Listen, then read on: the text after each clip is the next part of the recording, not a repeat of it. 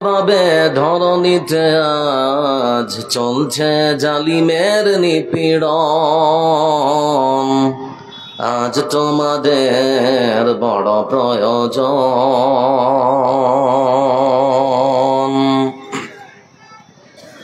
তোমরাই পেরেছিলে খোদার জমিনে দিতে মানুষের নিরাপত্তা।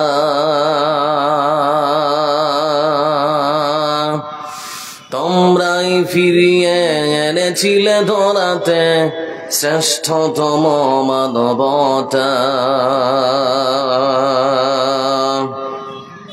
তোমরাই পেরেছিলে খোদার জমিনে দিতে মানুষের নিরাপত্তা। তোমরাই ফিরিয়ে এনেছিলে ধরাতে শ্রেষ্ঠতম মানবতা।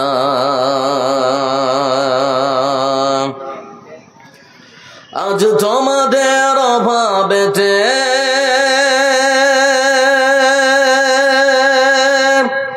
মাজলুম জনতা তিলে তিলে সয়ে যায় জ্বালাতন। আজ তোমাদের বড় প্রয়োজন। সোনালী যুগের সেই অমর খালিদ আজ তোমাদের বড় প্রয়োজন। তোমরাই হয়েছিলে সোনার মানুষ, পেয়েছ পরশ পাথরে।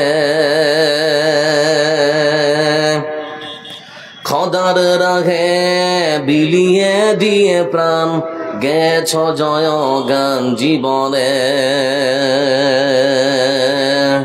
তোমরাই হয়েছিলে সোনার মানুষ, পেয়েছ পরশ পাথরে। খোদার রাহে বিলিয়ে দিয়ে প্রাণ গেছ জয় গান জীবনে। আজ তোমাদের অভাবেতে মাজলুম জনতা তিলে তিলে সয়ে যায় জ্বালাতন। আজ তোমাদের বড় প্রয়োজন। সোনালী যুগের সেই অমর খালিদ আজ তোমাদের বড় প্রয়োজন।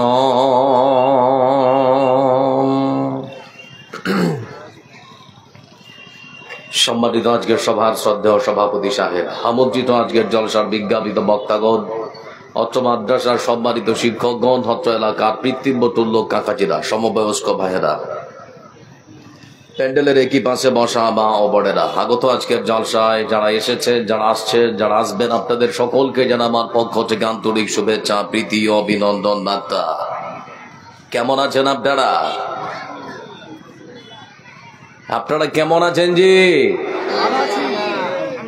আমাদের ভালো রেখেছেন কে? এজন্য প্রশংসা করব কার? সুখের সময় প্রশংসা করবেন কার? আর দুঃখের সময় প্রশংসা করবেন কার? বিড়ি খাওয়ার শেষে প্রশংসা করতে হয় কার?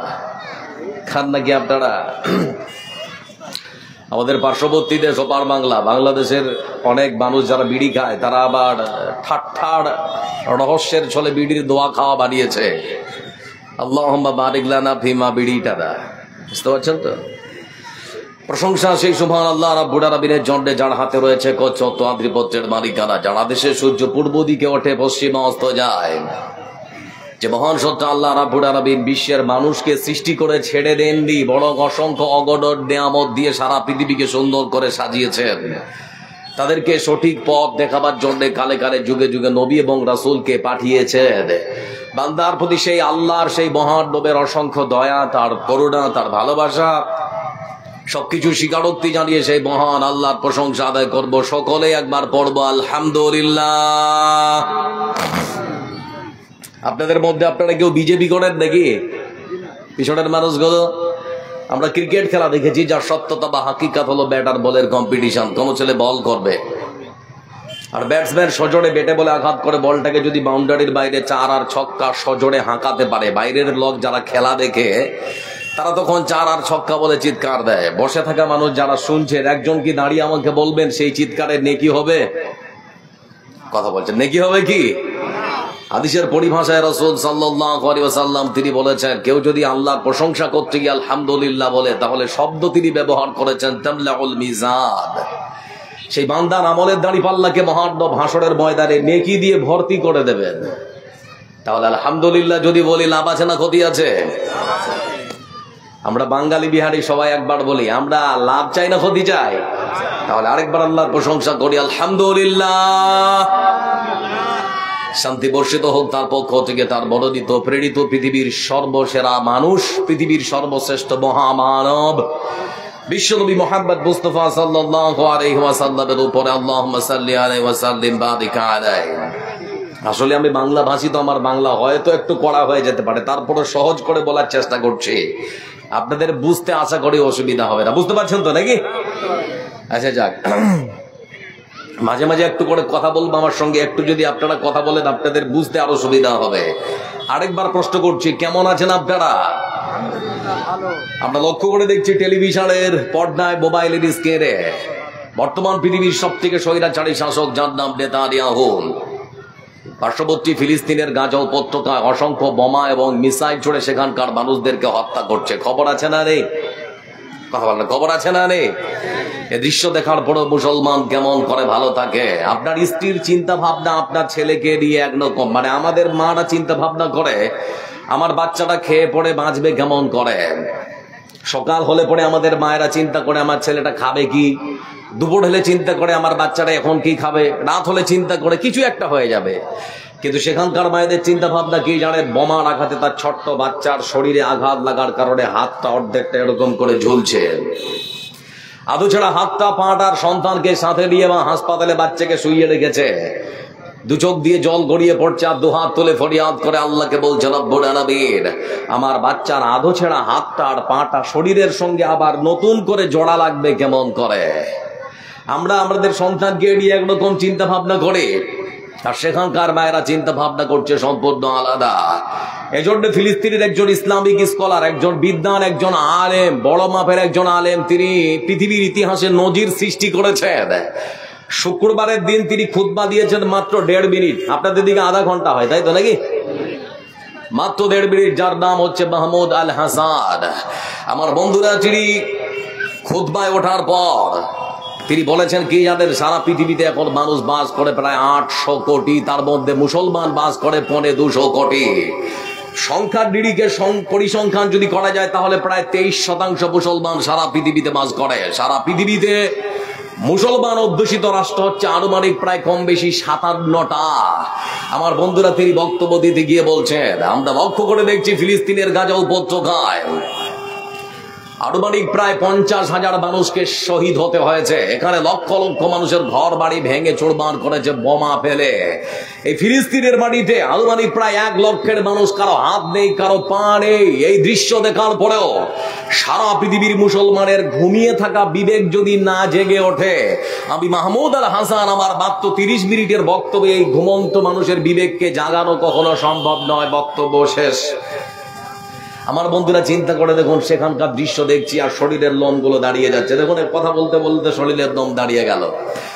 সেখানকার এক বাবা, তিনি বলছেন কোন এক সংস্থা থেকে, ঠিক ছিল ঠিক ছিল ঠিক ছিল আগের মতো করে দাও, কোন এক সংস্থা থেকে বলছিলাম, মানে কোথা থেকে কোন সংস্থা থেকে কিছু খাবার পেয়েছেন, মানে কয়েকটা রুটি।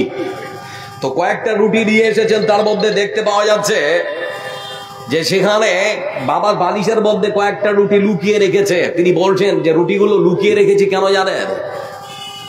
কোন ছেলে যেন হিসেবের থেকে আমার কাছে বেশি না চাইতে পারে। আমাদের বাচ্চারা এক সময় এমন ছিল যে খেতে না চাইলে আগে মারতাম, আর এখন যদি আমাদের কাছ থেকে খেতে চায় তাহলে মারি। আগে না খেতে চাইলে মারতাম, আর এখন খেতে চাইলে আমরা মারি। এ হচ্ছে ফিলিস্তিনের গাজা উপত্যকা। এ দৃশ্য দেখার পরেও মুসলমান ভালো থাকে কেমন করে?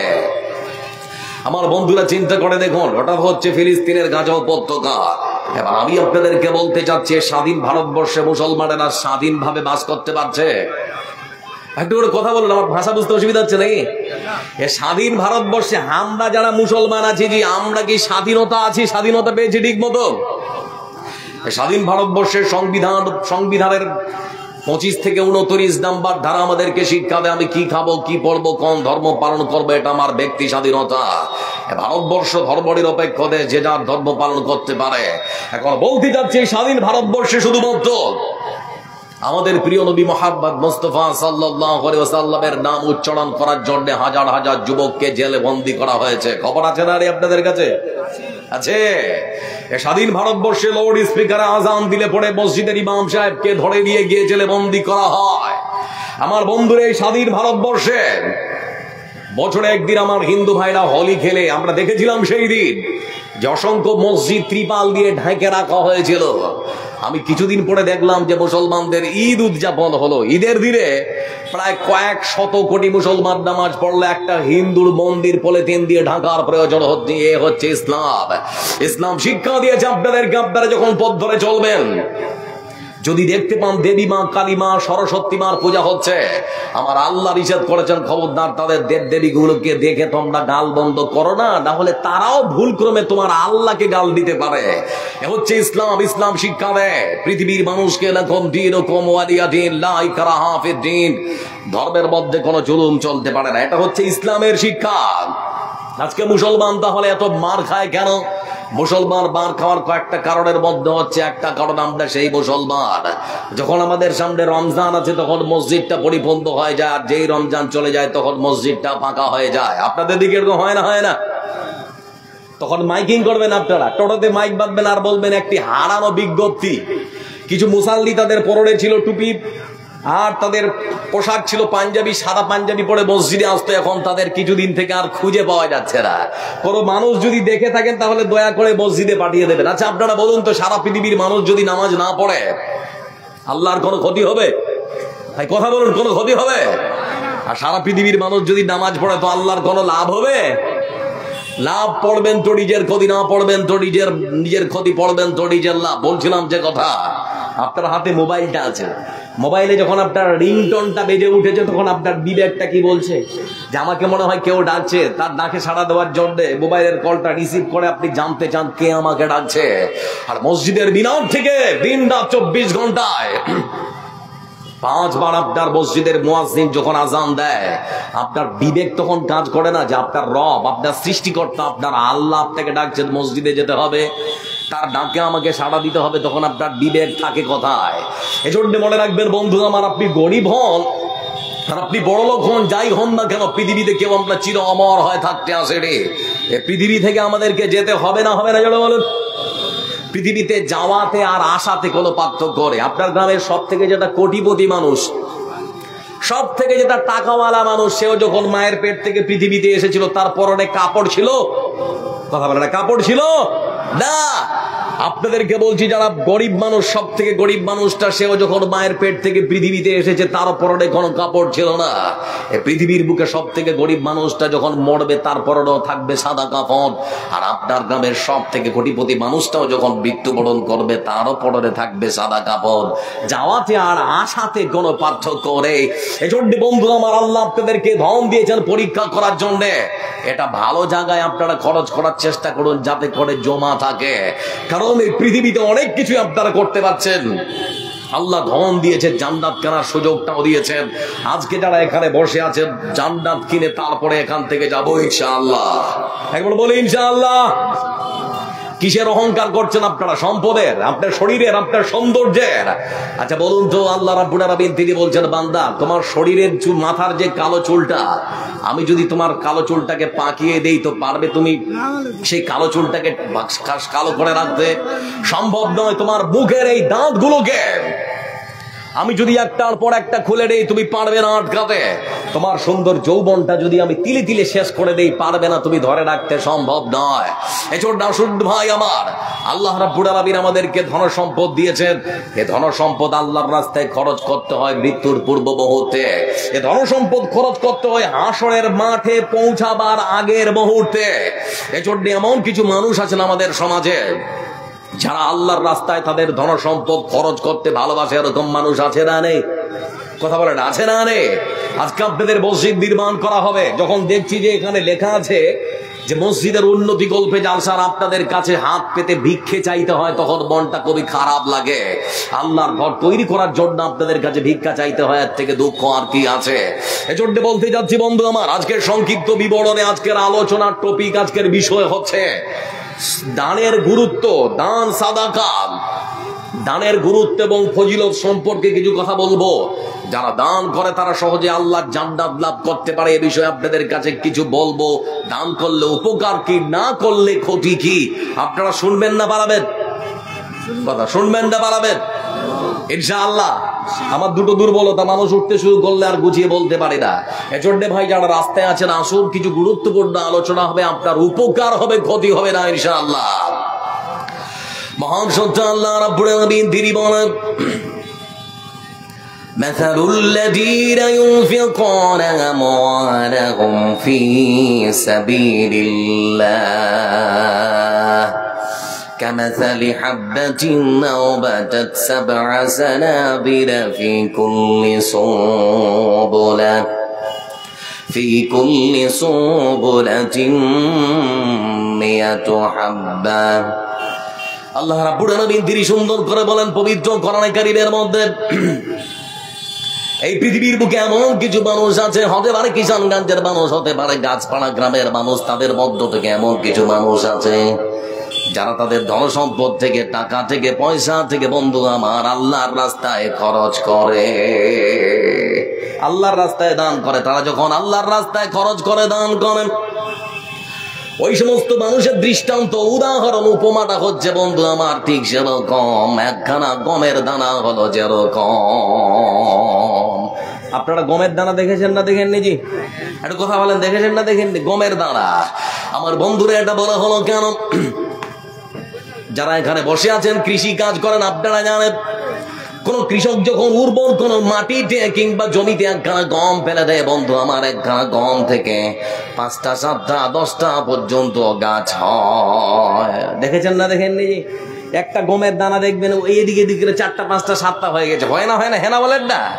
আমার বন্ধুরা লক্ষ্য করে দেখুন, মহান সত্য আল্লাহ রাব্বুল আলামিন যিনি এখানে বলেছেন, বান্দারে কোন একজন কৃষক একখানা গম মাটিতে ফেলে দিয়েছে, আর ওই একখানা গম থেকে 7টা গাছ হয়েছে।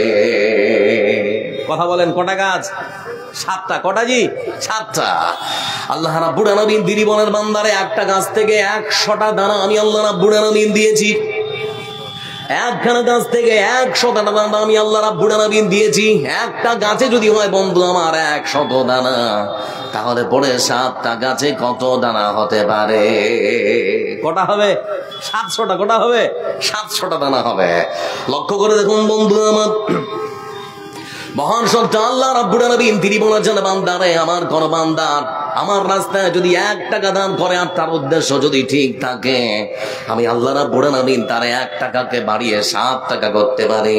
আবার আমি তার 7 টাকাকে বাড়িয়ে 700 টাকার নেকিটা আমল নামায় লিখে দিতে পারি। আল্লাহ পারবেন না? পারবেন না? কথা বলেন না গো, পারবেন না? পারবেন না? কমে যাবে কিছু? কি কিছু কমবে না। লক্ষ্য করে দেখুন বন্ধু আমার, বলছিলাম যে কথা আপনাদেরকে, এই আয়াতগুলো যখনই রাসূলুল্লাহ সাল্লাল্লাহু আলাইহি ওয়াসাল্লামের উপরে নাযিল হয়েছে, ততক্ষণাৎ লক্ষ্য করে আমরা দেখেছি সাহাবারা আমল করার জন্য তাড়াতাড়ি একেবারে তারা শুরু করে দিয়েছে।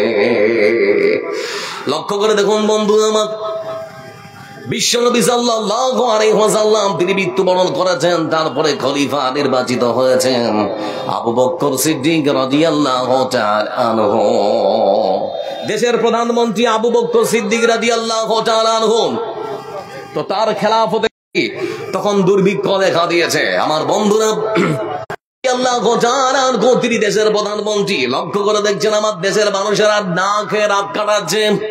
সকাল হয়েছে, তিনি দেখতে পেলেন মদিনার প্রধান যে পথ ঢোকা, সেই রাস্তা দিয়ে অসংখ্য উট প্রবেশ করতে শুরু করেছে, আর প্রত্যেকটা উটের পিঠে 2টা 4টা 5টা করে গমের বস্তা চাপানো আছে। প্রত্যেকটা উটের পিছনে গমের বস্তা চাপানো আছে আর কি। যেই দেখতে পেয়েছে খাবার নিয়ে উটগুলো সারি সারি ঢুকছে, তো মদিনার কিছু ব্যবসায়িক ছিল, ওরা তখন জানতে চাইছে যে এটা কার, বিশাল বড় গমের চালানটা কার, এতগুলো গমের মালিককে, ওই মালিকের কাছ থেকে আমরা গমগুলো কিনে নেব। সেই জন্য ওই মালিককে তারা খুঁজতে শুরু করলো, খোঁজ নিতে শুরু করলো। আমার বন্ধুরা খুঁজতে খুঁজতে তারা জানতে পারলো এই বিশাল বড় গমের চালানটা যার, তার নাম হলো হযরত উসমান রাদিয়াল্লাহু তাআলা আনহু। হযরত উসমান রাদিয়াল্লাহু তাআলা আনহুর কাছে তখন তারা গিয়ে বলেছে, হুজুর আপনার কাছে গমের চালানটা কিনতে আসলাম। হযরত উসমান রাদিয়াল্লাহু তাআলা আনহু তিনি তখন বলছেন, আমার ভাইয়েরা, তোমরা আমার কাছ থেকে গমের চালান কিনতে এসেছো, তোমরা বলো কত টাকা তোমরা আমাকে লাভ দিবে? আমার কাছ থেকে তো কিনবে, তো কত টাকা লাভ দিবে বলো? ওরা তখন বলছে, হুজুর এই বিশাল বড় গমের চালানটা যদি আপনি আমাদের কাছে বিক্রি করে দেন, তাহলে আমরা আপনাকে 100 টাকায় 50 টাকা লাভ দেবো, মানে 50% লাভ দেওয়া হবে। উসমান রাদিয়াল্লাহু তাআলা আনহু তিনি বলছেন, ভাই আমার এত সামান্য লাভে তোমাদের কাছে আমার গমের চালান বিক্রি করব না। বলো তোমরা এর থেকে বেশি লাভ দিতে পারবে কি পারবে না? ওরা তখন বলছে যে আগে 100 টাকায় 100 টাকা আপনাকে দিব, গমের চালানটা দিয়ে দেন তো আমাদেরকে। হযরত উসমান রাদিয়াল্লাহু তাআলা আনহু তিনি তখন বলেন, ভাই আমার, তোমরা যদি আমাকে 1 টাকায় 7 টাকা, 7 টাকায় 700 টাকা লাভ দিতে পারো, তাহলে পরে তোমাদের কাছে গমের চালানটা বিক্রি করব, তাহলে পরে তোমাদের কাছে আমার গমের চালান বিক্রি হবে না। কারণ এমন একজন আছেন যিনি আমাকে 1 টাকায় 7 টাকা, আবার 7 টাকায় 700 টাকা লাভ দিয়ে দিতে চেয়েছেন। ওই সমস্ত ব্যবসায়ীরা তখন বলতে শুরু করেছে, হুজুর কে এমন আছে মদিনার মাটিতে, তার নামটা জানতে যাচ্ছি, যে আপনাকে 1 টাকায় 7 টাকা লাভ দিতে চায়, আবার 7 টাকায় 700 টাকা লাভ দিতে চায়, তার নামটা জানতে চাচ্ছি। কারণ এত বেশি মুনাফা দিয়ে লাভ দিয়ে আপনার কাছে গম আমরা কিনতে পারবো না। হযরত উসমান রাদিয়াল্লাহু তাআলা আনহু তিনি তখন বলেন, ভাই আমার, আমাকে যিনি দিতে চেয়েছেন 1 টাকায় 7 টাকা লাভ, আবার 7 টাকায় 700 টাকা যিনি লাভ দিতে চেয়েছেন, তিনি আর কেউ নন, আকাশ আর জমিনের স্রষ্টা মহান সত্তা আল্লাহ রাব্বুল আলামিন। আমি আমার আল্লাহর কাছে আমার বিশাল গমের চালানটা আল্লাহর কাছে আমি বিক্রি করে দিয়েছি, তোমাদের কারো কাছে আমার গম আর বিক্রি করব না। এজন্য মহান সত্তা আল্লাহ রাব্বুল আলামিন পবিত্র কোরআনে কারীমের আরেক আয়াতে তিনি বলেন, لو تنالوا البر حتى تنفقوا مما تحبون وما تنفقوا من شيء فإن الله به عليم। এই পৃথিবী ছাড়িয়া কোথায় যাবে ভাগিয়া, এই পৃথিবী ছাড়িয়া কোথায় যাবে ভাগিয়া, মরণ তোমায় লইবে ঘিরি যতই করো বাহানা, মরণ তোমায় লইবে ঘিরি যতই করো বাহানা। চিন্তা করে দেখো না কবরে কি যাইবা না, যেই কবরে আল্লাহ ছাড়া সঙ্গী কেহ থাকবে না। চিন্তা করে দেখো না কবরে কি যাইবা না। সময় কতক্ষণ? আমার সময় তো দিয়েছিলেন 1.5 ঘন্টা, তৈরি করে দিন। আপনি কি করে দাম দিয়ে মানুষ আর কিছুক্ষণ বলি 15-20 মিনিট সব দিতে বসে আছে। আচ্ছা, আর লক্ষ্য করে দেখুন বন্ধু আমার, মহান সত্তা আল্লাহ রাব্বুল আলামিন তিনি বলেছেন, কিষানগঞ্জের গাছপাড়া মানুষেরা তোমরা শুনে নাও, তোমরা তোমাদের গচ্ছিত সম্পদ থেকে সব থেকে যেটা তোমাদের পছন্দের, সব থেকে যেটা তোমাদের প্রিয়, সব থেকে যেটা তোমাদের পছন্দের, সেই জিনিস, সেই বস্তু যদি তোমরা আল্লাহর রাস্তায় না দান করো, আল্লাহর রাস্তায় যদি তোমরা খরচ না করো, শুনে নাও, ততক্ষণ পর্যন্ত তোমরা দান করে কেউ নেকি পেতে পারো না।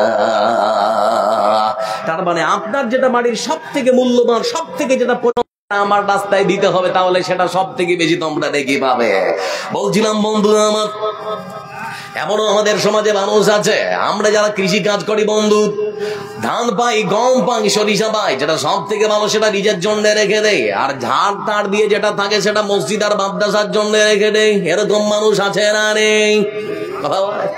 কিন্তু সাহাবীদের মধ্যে আপনারা লক্ষ্য করে দেখুন বন্ধু আমার, আবু তালহা রাদিয়াল্লাহু তাআলা আনহু যখনই তিনি শুনেছেন আয়াত নাযিল হয়েছে, ততক্ষণ তিনি রাসূলুল্লাহ সাল্লাল্লাহু আলাইহি ওয়াসাল্লামের কাছে পৌঁছে গিয়েছেন। যাওয়ার পরে বলছেন, হে আল্লাহর রাসূল, আল্লাহ রাব্বুল আলামিন নাকি আমাদের সব থেকে মূল্যবান সম্পদ খানা চেয়েছেন। রাসূল সাল্লাল্লাহু আলাইহি ওয়াসাল্লাম তিনি বললেন, হ্যাঁ, আল্লাহ সব থেকে মূল্যবান সম্পদ খানা চেয়েছেন।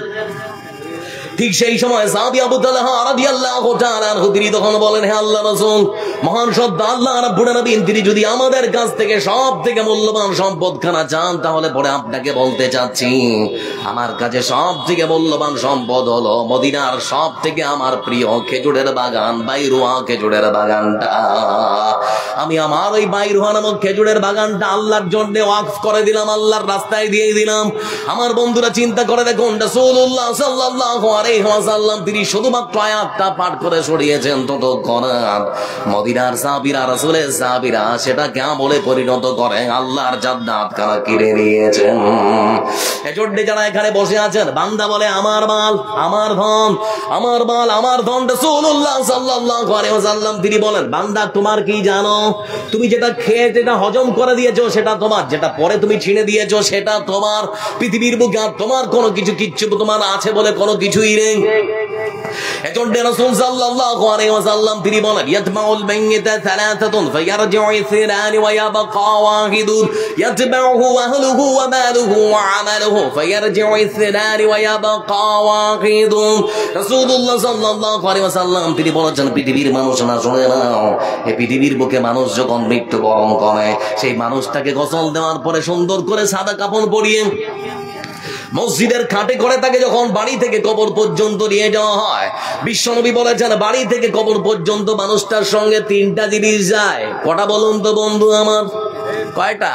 তিনটা জিনিস যায়। প্রথম নাম্বার যেটা যায় বন্ধু, সেটা হলো মসজিদের খাট যায়, কোদাল যায়, ঝুড়ি যায়। আর যেটা যায়, যারা আপনাকে মাটি দিতে এসেছে তারা যান, আপনার বন্ধু বান্ধব হতে পারে, আপনার বাবা, আপনার ভাই, আপনার গ্রামের কোনো আত্মীয় স্বজন, তারা কবর পর্যন্ত, বাড়ি থেকে কবর পর্যন্ত যায়। তৃতীয় নম্বর যেটা যায় সেটা হলো আপনার পৃথিবীর বুকে করা আমল। আপনি ভালো আমল করলো, বাড়ি থেকে কবর পর্যন্ত যাবে, আর খারাপ আমল করলো, বাড়ি থেকে কবর পর্যন্ত যাবে। বিশ্বনবী সাল্লাল্লাহু আলাইহি ওয়াসাল্লাম তিনি বলেন, পৃথিবীর মানুষেরা তোমরা শুনে নাও, ওই মানুষটাকে যখন কবরের মধ্যে রেখে দেওয়া হয়, ওই মানুষটার কাছ থেকে ততক্ষণাৎ দুটো জিনিস বাড়ির দিকে রওনা হয়। যে কোদাল নিয়ে যাওয়া হয়েছিল, যে ঝুড়ি নিয়ে যাওয়া হয়েছিল, যে সমস্ত মানুষেরা মাটি দিতে গিয়েছিল, এই দুই রকম মানুষ আর কোদাল ঝুড়ি তারা ফিরে আসে। কবরের মধ্যে থাকে শুধুমাত্র একখানা জিনিস, সেটা হলো পৃথিবীর বুকে তার করা ভালো আমল কিংবা খারাপ আমল। আমল ছাড়া কবরে আর তার সঙ্গে কিছু থাকে না। এজন্য বলতে যাচ্ছি বন্ধু আমার, মানুষ যখন মৃত্যুবরণ করে, মরার সঙ্গে সঙ্গে তিনটা জিনিস শেষ হয়ে যায়। মানুষ মরে যখন যায়, মরার সঙ্গে সঙ্গে তিনটা জিনিস শেষ হয়ে যায়। প্রথম নাম্বার যেটা বন্ধু আমার, সেটা হলো মানুষের নাম শেষ হয়ে যায়, পরিচয় শেষ হয়ে যায়, মালিকানা শেষ হয়ে যায়। নাম শেষ বুঝবেন কেমন করেন? আমি আব্দুল জব্বার যেদিন মারা গেলাম, আপনাদের কিষানগঞ্জের গাছপাড়া থেকে আমার মুখটা একবার দেখার জন্য যদি আপনাদের এখান থেকে কেউ যান, সেদিন আমার মরা মুখটা দেখার সময় কেউ আমার নাম জানতে চাইবেন না, পরিচয় জিজ্ঞেস করবেন না। আব্দুল জব্বার কথায়, আব্দুল গাফফার কথায় কেউ বলবেন না বন্ধু আমার। সেদিন সবারই মুখে একটাই কথা হবে, লাশটা কোথায়, লাশটা কোথায়। মরার সঙ্গে সঙ্গে নাম শেষ, মরার সঙ্গে সঙ্গে পরিচয় শেষ, মরার সাথে সাথে মালিকানা শেষ। কিসের মালিকানা গো? আপনার বাড়ির মালিকানা শেষ, গাড়ির মালিকানা শেষ, সম্পদের মালিকানা শেষ। আপনি যত কিছু উপার্জন করেছেন সব কিছুরই মালিকানা শেষ। ততক্ষণাৎ মালিকানা আপনার সন্তানের কাছে হস্তান্তর হয়ে যায়। এজন্য বলছি বন্ধু আমার, জীবনে কি করলেন? আজকে মসজিদের জন্য আপনাদেরকে এখানে জড়ো করা হয়েছে যে আপনারা এখানে থাকবেন, আপনাদের অর্থ সম্পদ থেকে কিছু দেবেন। আল্লাহর ঘরের জন্য আপনাদের কাছে এরকম করে চাইতে হচ্ছে। এ মুসলমান মার খাবে না তো খাবে কারা? এজন্য বলছিলাম বন্ধু আমার, আল্লাহ বলছেন বান্দা শুনে রাখ ভালো করে, সেই দিন পরকালে সব থেকে সফল কাম মানুষকে, সব থেকে ভালো মানুষ, সব থেকে লাভবান মানুষকে মহান সত্য আল্লাহ রাব্বুল আলামিন তিনি বলেন, فمن زحزح عن النار وادخل الجنة فقد فاز وما الحياة الدنيا إلا متاع الغرور। আল্লাহ রাব্বুল আলামিন তিনি ডাক দিয়ে বলেছেন, পৃথিবীর মানুষ শোনে না, ও গাছপাড়া গ্রামের মানুষেরা, নারীরা, পুরুষেরা, তোমরা ভালো করে শোনে না। মহান সত্য আল্লাহ রাব্বুল আলামিন তিনি বলেছেন, সেই দিন হাসরের মাঠে সবথেকে সফল কাম মানুষ হচ্ছে তারা যাদেরকে ভয়ঙ্কর আযাব থেকে রক্ষা করে জান্নাতে থাকার সুব্যবস্থা করে দিয়েছেন। আয়াতের শেষাংশে আল্লাহ রাব্বুল আলামিন তিনি বলেছেন, বান্দারে দুনিয়া কিছুই নয়, দুনিয়া হলো খেল তামাশার জায়গা। এই দুনিয়াটা হচ্ছে খেল তামাশার জায়গা। আমার দিকে চেয়ে থাকুন। আচ্ছা, আপনারা যখন ছোট ছিলেন তখন আমরা মাটি মানে ধুলো দিয়ে বাড়ি তৈরি করে, ধুলো দিয়ে সুন্দর করে বাড়ি তৈরি করতাম, আর ওখানে আমরা সুন্দর করে ছোটবেলা খেলতাম। বড় বউ মানে বিয়ে শাদী যেগুলো হয় ওগুলো খেলতাম। মনে পড়ছে আপনাদের যাদের বয়স শক্তি বেশি? মনে পড়ছে? আমার বন্ধুরা সুন্দর করে খেলছি। খেলতে খেলতে খেলতে খেলতে সন্ধ্যা হয়ে গেছে, আজান হচ্ছে, তখন ওর মা ছেলেটাকে ডাকছে, এই ছেলে বাড়ি আয়, সন্ধ্যা হয়ে গেছে। তারপরেও তার ছেলে আসছে না, বলছে, মা সুন্দর করে ওই ঘরটা বানালাম মাটির তৈরি করা, আর কিছুক্ষণ খেলবো, এখনই যাবো না। মা তারপরেও বলছে, বেটা আর দেরি করা যাবে না, সন্ধ্যা হয়ে গেছে, তাড়াতাড়ি বেরিয়ে আয়। মার কোন কথা শোনে না। মা বাড়ির থেকে বেরিয়ে আসার পর তখন তার ছেলের হাতটা ধরে টানতে টানতে বেরিয়ে যাচ্ছে। সন্তান কাঁদছে আর বলছে, মা এত সুন্দর ধুলো দিয়ে বাড়িটা বানালাম, এখনই তো যাওয়ার মন করে না। মা তখন বলে, বেটারে সামান্য 2 ঘন্টা 4 ঘন্টার জন্য যে তুমি ধুলো দিয়ে বাড়িটা বানিয়েছো, এই বাড়িতে সামান্য 2 ঘন্টা কাটানো যায়, রাত কাটানো যায় না। এখানে রাত থাকা যাবে না। এটা 2 ঘন্টা খেলার জন্য ঠিক আছে, কিন্তু এখানে রাত কাটানো যাবে না। চলুন, এই পৃথিবীর বুকে আপনাদের গাছপাড়া গ্রামের মানুষেরা যারা বিল্ডিং বানিয়েছেন, 2 তলা 4 তলা, যে সমস্ত মানুষেরা ঘর বানিয়েছেন, আজকে কাঁচার বাড়ি ছিল বন্ধু আমার, এখন পাকা পাকা বাড়ি করেছেন। এই সমস্ত বাড়ির মধ্যে আপনারা রাত কাটাচ্ছেন 60 বছর 70 বছর। যখন আপনার পৃথিবীর বুকে থাকার সময়টা শেষ হয়ে যাবে, মহান সত্য আল্লাহ রাব্বুল আলামিন তখন ডাক দিয়ে বলবেন, আব্দুর রহমান সময় শেষ, তাড়াতাড়ি এবার বাড়ি থেকে বেরিয়ে আয়। আর থাকা হবে না, এবার বেরোনোর সময় শেষ হয়ে গেছে। এবার আমার মতো মানুষটা যদি আব্দুর রহমান, আব্দুল জব্বার যদি বলে, আল্লাহ এত সুন্দর করে কষ্ট করে বাড়িটা বানালাম, এত খাটনি করে বাড়িটা বানালাম, আল্লাহ এখনই তো বাড়ি ছেড়ে যাওয়ার মন করে না। আল্লাহ তখন বলবেন, বান্দারে এটা শুধুমাত্র 60 বছর 70 বছর, শুধুমাত্র 85 80 বছর তোমার জীবনটা কাটাবার জন্য তোমার বাড়িটা ছিল, এখানে চির অমর হয় কেউ থাকতে পারবে না। মৃত্যু ঘন্টা তোমার বেজে গেছে, আর তোমার বাড়িতে থাকা হবে না। বন্ধু আমার, বরাজের জন্য প্রস্তুতির এজন্য আল্লাহ কোরআনে বলছেন, বান্দা কখন দান করতে হয়? আল্লাহ বলছেন মৃত্যুর পূর্ব মুহূর্তে দান করতে হয়। ওয়ানফিকু মিম্মা রাযাকনাকুম মিন ক্বাবলি আন ইয়াতিয়া আহাদাকুমুল মাউত। আল্লাহ বলছেন, বান্দা তোমার মৃত্যু আসার পূর্ব মুহূর্তে তুমি আল্লাহর রাস্তায় খরচ করো, তোমাকে আমি আল্লাহ যে সম্পদ দিয়েছি তার থেকে। এজন্য বলছি বন্ধু আমার, সারা জীবন ধরে রব বৃষ্টি ঝড়ে এত টাকা করছেন কামাই, কি করে নিয়ে যাবেন এত টাকা কবরে? কাফনের তো পকেট নেই, হাত তো বাঁধা। আপনাকে যে পোশাকটা পরানো হবে বিদায় জানানোর জন্য, সেটা তো এরকম করে হাত তো বাঁধা। পৃথিবীর বুকে যত অর্থ সম্পদ ইনকাম করেছেন, কিছুই তো আপনার সঙ্গে যাবে না। এজন্য বন্ধু আমার, আজকে মসজিদটার জন্য একটু প্রস্তুতি নিন না। যারা এখানে বসে আছেন, আমার মাথায় অনেক কিছু ঘুরছে, কিন্তু সময় সাথ দিচ্ছে না। এজন্য আপনারা যদি আমার সাথে একটু দেন, তাহলে বাকি কিছু আলোচনা আপনাদেরকে শোনাতে আমি পারবো। আচ্ছা, আপনারা বিরক্ত হচ্ছেন নাকি? আপনারা কি বিরক্ত হচ্ছেন? আপনারা আমার সাথ দেবেন ইনশাআল্লাহ। এবার আপনাদেরকে বলছি, ওই ঘরটা হচ্ছে আল্লাহর ঘর। ওটা কার ঘর? মসজিদটা আল্লাহর ঘর। আর রাসূল সাল্লাল্লাহু আলাইহি ওয়াসাল্লাম তিনি ওয়াদা করেছেন, পৃথিবীর বুকে যে ব্যক্তি আল্লাহর জন্য ঘর বানাবে, সেই ব্যক্তির জন্য আল্লাহ জান্নাতে ঘর বানাবে। আচ্ছা, আমাদের জান্নাত দেওয়ার ইচ্ছা আছে না? নেই? প্রত্যেকটা মানুষের ইচ্ছা আছে আমরা জান্নাত দেব। আছে না ইচ্ছা? আছে। যারা মা বোন এখানে বসে আছেন, আপনাদেরকেও বলছি, আপনি আপনার স্বামীর কাছ থেকে যে টাকাটা হয়তো আজকে নিয়ে এসেছেন কিছু খাবেন বলে, সেটাও আজকে এখানে দিয়ে যেতে হবে। কারণ ক্ষুদ্র ক্ষুদ্র দানগুলোকে আল্লাহ খুবই পছন্দ করেন, ভালোবাসেন।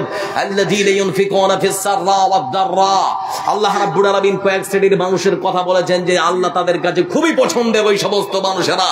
তার মধ্যে এক শ্রেণীর মানুষ হচ্ছে যারা তাদের সম্পদ থেকে সচ্ছল এবং অসচ্ছল, গরিব হোক আর ধনী হোক, সে অবস্থাতে আল্লাহর রাস্তায় খরচ করে। এখানে মায়ের অনেক সুসন্তান আছেন যারা বাপ মায়ের জমি ভোগ করছেন।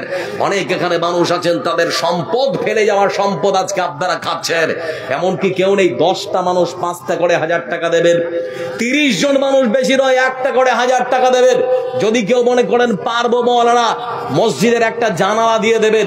যদি মনে করেন কেউ পারবো মৌলানা, হয়তো আপনারা 10 স্কয়ার ফিট ফিট 5 স্কয়ার ফিটের যে ওই টাইলসটা লাগবে আপনারা একাই দিয়ে দিতে পারবেন, এরকম অনেক মানুষ আছেন। এরকম কেউ আছেন দেওয়ার জন্য? 1000 করে একটু প্রস্তুত হন তো। 1000 করে টাকা, 1000 করে আল্লাহর করো বান্দা। বন্ধু আমরা আমি দেখতে যাচ্ছি 1000 করে 10 জন আসুন, 10 জন 1000 করে।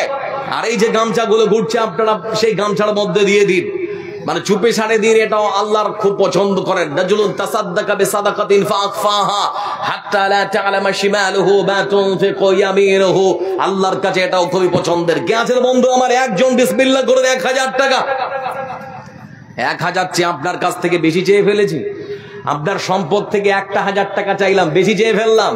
ভাই কৃপণতা করছেন কেন? আল্লাহ যদি একটু মাথার নাটটা ঢিল করে দেয়, সারাদিন পাগলের মতো করে রাস্তায় ঘুরে বেড়াবেন, আপনার কথা কেউ শুনবে না। পাগলের কথা কেউ শুনে গো? পাগলের কথা কেউ শুনে? পাগলের কথা কেউ শুনে না। 1000 টাকা আমার হাতে দেবেন। কেউ আছেন আল্লাহর বান্দা? 1000 টাকা বেশি নয়, 1000। কোন মা বোন, কোন মা খালা এখানে আছেন? 1000। এরকম দৃশ্য তো আমি কোনোদিন কিষানগঞ্জে দেখিনি। বুঝতে পারছি না আপনাদের কাছ থেকে অগ্রিম নিয়ে নেওয়া হয়েছে নাকি। আরে ভাই যদি নিয়েও নেওয়া হয় তারপরে 10 জন মানুষ চেয়েছি 1000 করে। আছেন কেউ? 1000 করে 10 জন। আসুন বন্ধু আমার, দেরি করবেন না। লাশের সাজে পালকি চড়ার প্রস্তুতি নাও বান্দারে, একটু ভাবো কেমনে রবে মাটির ঘরে আন্ধারে। লাশের সাজে পালকি চড়ার প্রস্তুতি নাও বান্দারে, একটু ভাবো কেমনে রবে মাটির ঘরে আন্ধারে। কে জানে কে বাঁচে কদিন, কে জানে কে বাঁচে কদিন, জানা কি যায় আরে। হয়তো কাফনের কাপড় এসে গেছে বাজারে, তোমার দাফনের কাপড় এসে গেছে বাজারে। তোমার লাগি মাটির কবর আছে অধীর অপেক্ষায়, বাঁশ বাগানে বাঁশের সারি নিত্য দুলে দুলে যায়। তোমার লাগি মাটির কবর আছে অধীর অপেক্ষায়, বাঁশ বাগানে বাঁশের সারি নিত্য দুলে দুলে যায়। হচ্ছে তৈরি হয়তো তোমার, হচ্ছে তৈরি হয়তো তোমার আতর গোলাপ সরু মারে। হয়তো কাফনের কাপড় এসে গেছে বাজারে, তোমার দাফনের কাপড় এসে গেছে বাজারে। যেই পানিতে গোসল দিবে কুসুম গরম করিয়া, সেই পানি আর বড়ই পাতা আছে তৈরি খাটিয়া। যেই পানিতে গোসল দিবে কুসুম গরম করিয়া, সেই পানি আর বড়ই পাতা আছে তৈরি খাটিয়া। আজরাইলকে কবু বন্ধু, আজরাইলকে কবু বন্ধু হয়তো কাফনের কাপড় এসে গেছে বাজারে, তোমার দাফনের কাপড় এসে গেছে বাজারে। লাশের সাজে পালকি চড়ার প্রস্তুতি নাও বান্দারে, একটু ভাবো কেমনে রবে মাটির ঘরে আন্ধারে। ভাই আমার সেই কবরের জন্য প্রস্তুতি দিন না, যে কবরটা বলছে আমি একাকীর ঘর, আমি অন্ধকার ঘর, আমি কিরামাকোড়ার ঘর, আমি অন্ধকার ঘর। আমার কাছে আসার আগে আমল ঠিক করে আসবে। আমল যদি ভালো হয় তোমার সঙ্গে ব্যবহার ভালো হবে, আর আমল যদি ভালো না হয় তোমার সঙ্গে ব্যবহার খুবই খারাপ হয়ে যাবে। এজন্য সেই কবরটাকে আজকে সাজান না। কি নাম ভাই? তরুণ উদীয়মান এক যুবক ছেলে, 1000 টাকা। হ্যাঁ আচ্ছা ফয়সাল ভাই আমার, 1000 টাকা কে জোড়া হবেন? একজন কেউ, একজন কেউ জোড়া হবেন। 1000 টাকা আছেন কেউ আল্লাহর বান্দা? আমার বন্ধুরা চিন্তা করে দেখুন, আজ থেকে 20 বছর আগে আমাদের মাটির ঘর ছিল, মানা বলে সবারই মাটির ঘর। আল্লাহ কত আমাদের সুখে রেখেছেন গো, তারপর আল্লাহর শুকরিয়া আদায় করতে মন চায় না। 1000 টাকা ফোন পে। আচ্ছা স্ক্যানার আছে না তো কোনো নাম্বারে? আমার আর এক বড় ভাইজান, ভাইজান 1000 টাকা দিয়েছেন 2 নাম্বার, আর একজন দিয়েছেন 1000 3 নাম্বার। আমার ভাই 4 নাম্বারে হবে ইনশাআল্লাহ। কেউ আছেন? মায়েরা যারা আছেন, খালারা আপনাদেরকে বলছি, 4 নাম্বারে একজন কেউ, কেউ আছেন 4 নাম্বারে একজন দেবেন। বলছিলাম যেটা কথা, আজ আপনার বাড়িতে বিল্ডিং, আপনার বাড়ির দেওয়ালগুলো সুন্দর করে রং করেছেন, কোন দেওয়ালে কোন রং লাগালে দেখতে আপনার ভালো লাগবে সেটাও আপনি সুন্দর করে করে ফেলেছেন। যারা এখানে বসে আছেন, আপনার বাড়িটা তো সাজিয়েছেন, আপনার টয়লেটটা পর্যন্ত মার্বেল পাথর দিয়ে সুন্দর করে সাজিয়েছেন। এবার আমি আপনাদেরকে বলতে যাচ্ছি, মরণের পর আপনার আর একটা বাড়ি আছে, ওটার নাম কি? ওটার নাম হচ্ছে কবর। বুকে হাতটা রেখে বলুন তো, ওই কবর নামক বাড়িটা কি সাজানো হয়েছে? কবর নামক বাড়িটা যদি সাজানো না হয়, তাহলে আজকের রাতটা আপনার জন্য 1000 টাকা চেয়েছি। আচ্ছা ভাই, 500 টাকা করে অন্তত 10 জন মানুষ দিন, 500 টাকা করে অন্তত 10 জন মানুষ দিন। আমার বন্ধুরা যারা এখানে বসে আছেন, একটা কথা বলছি, উত্তর দিয়ে। আল্লাহর কাছ থেকে মানুষের জন্য সব থেকে বড় সম্পদ কি জানেন? মানুষের সুস্থতা, সুস্থ শরীর। এই সুস্থ শরীর যিনি দিয়েছেন তিনি কে? ভাই কথা বলে, তিনি কে? আল্লাহ আমাদের সুস্থ শরীর দিয়েছেন। এই সুস্থ শরীর দিয়ে আমরা এখানে আছি। হাসপাতালে যান, আপনাদের কিষানগঞ্জ জেলা হাসপাতাল, লক্ষ্য করে দেখবেন শত শত মানুষ হাসপাতালের বেডে শুয়ে আছে না নেই? আল্লাহ আমাদেরকে কত সুস্থ রেখেছেন, তারপরও শুকরিয়া আদায় করতে মন চায় না। একটা মানুষের ছোট্ট একটা ঘটনা বলছি, দেখুন।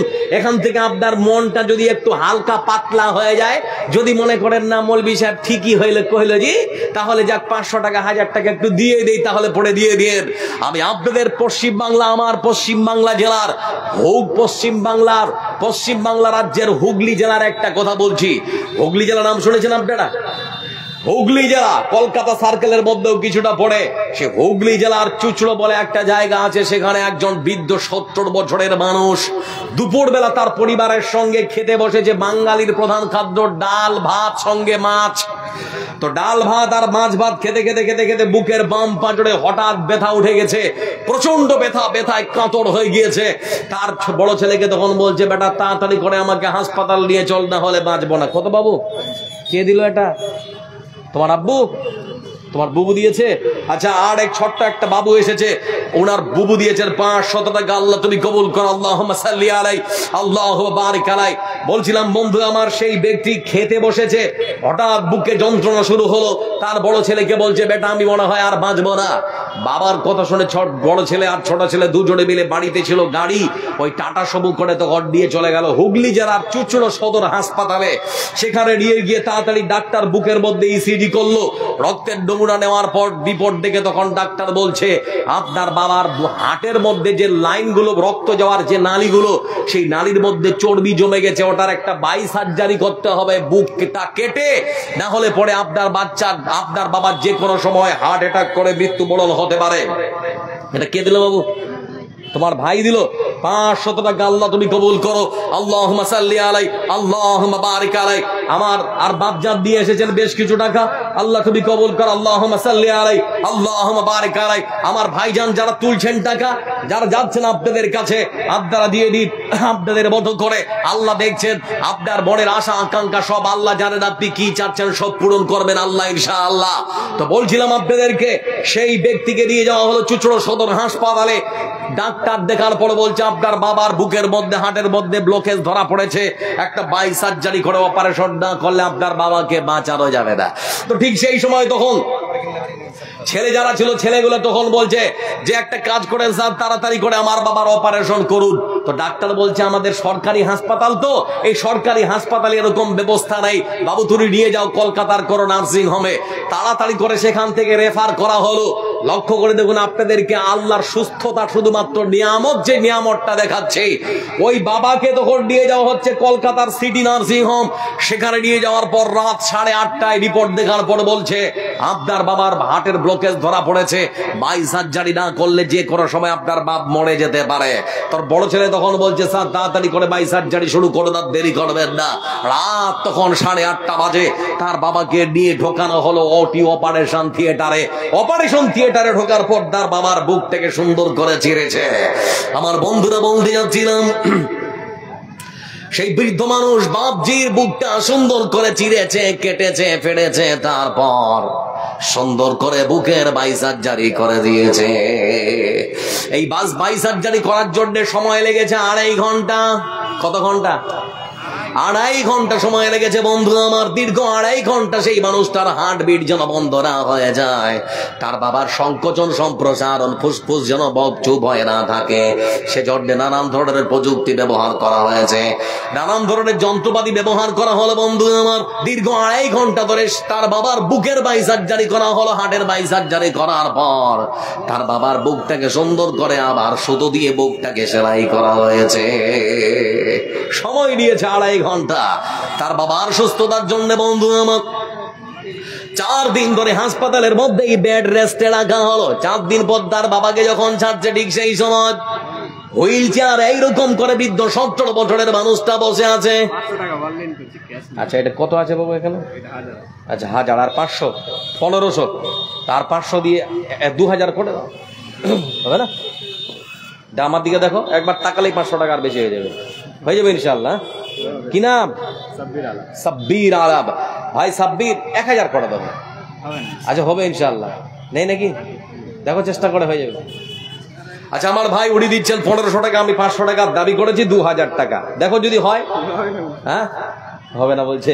আচ্ছা 1500 টাকা ভাই আমার, আমি বলছি ঘটনাটা, যদি আপনার মনটা যদি একটু হালকা হয়, যদি মনে করেন সত্যি আল্লাহ আমাদের অনেক নিয়ামত দিয়েছেন, তো তার বাপ এরকম করে হুইল চেয়ারে বসে আছে, হাতটা কাঁপছে, আর তার বড় ছেলে হুইল চেয়ারটা সুন্দর করে ধরে আছে। এমন সময় বন্ধু আমার হাসপাতালের একজন ডাক্তার বেরিয়ে এসেছে। বেরিয়ে আসার পর যে বিল হয়েছে হাসপাতালের, সেই বিলের কাগজটা তার বড় ছেলের হাতে সুন্দর করে ধরিয়ে দিয়েছে। যত টাকা বিল হয়েছে, বিলের কাগজটা তার বড় ছেলেকে এরকম করে ধরিয়ে দিয়েছে। বড় ছেলে এবার সুন্দর করে বিলের কাগজটা দেখছে, উপর থেকে নিচ পর্যন্ত। দেখতে দেখতে দেখতে দেখতে উপর থেকে নিচ পর্যন্ত যখন টোটাল অ্যামাউন্ট এনেছে বন্ধু আমার, তার বড় ছেলে দেখতে পেল বাবার অপারেশন করা আর হাসপাতালে থাকার মোট যে বিল, সেটা হলো 8 লক্ষ টাকা। কত টাকা বললাম? 8 লক্ষ টাকা। কত টাকা? 8 লক্ষ টাকা। আমার বন্ধুরা পাশে বসে থাকা হুইল চেয়ারে তার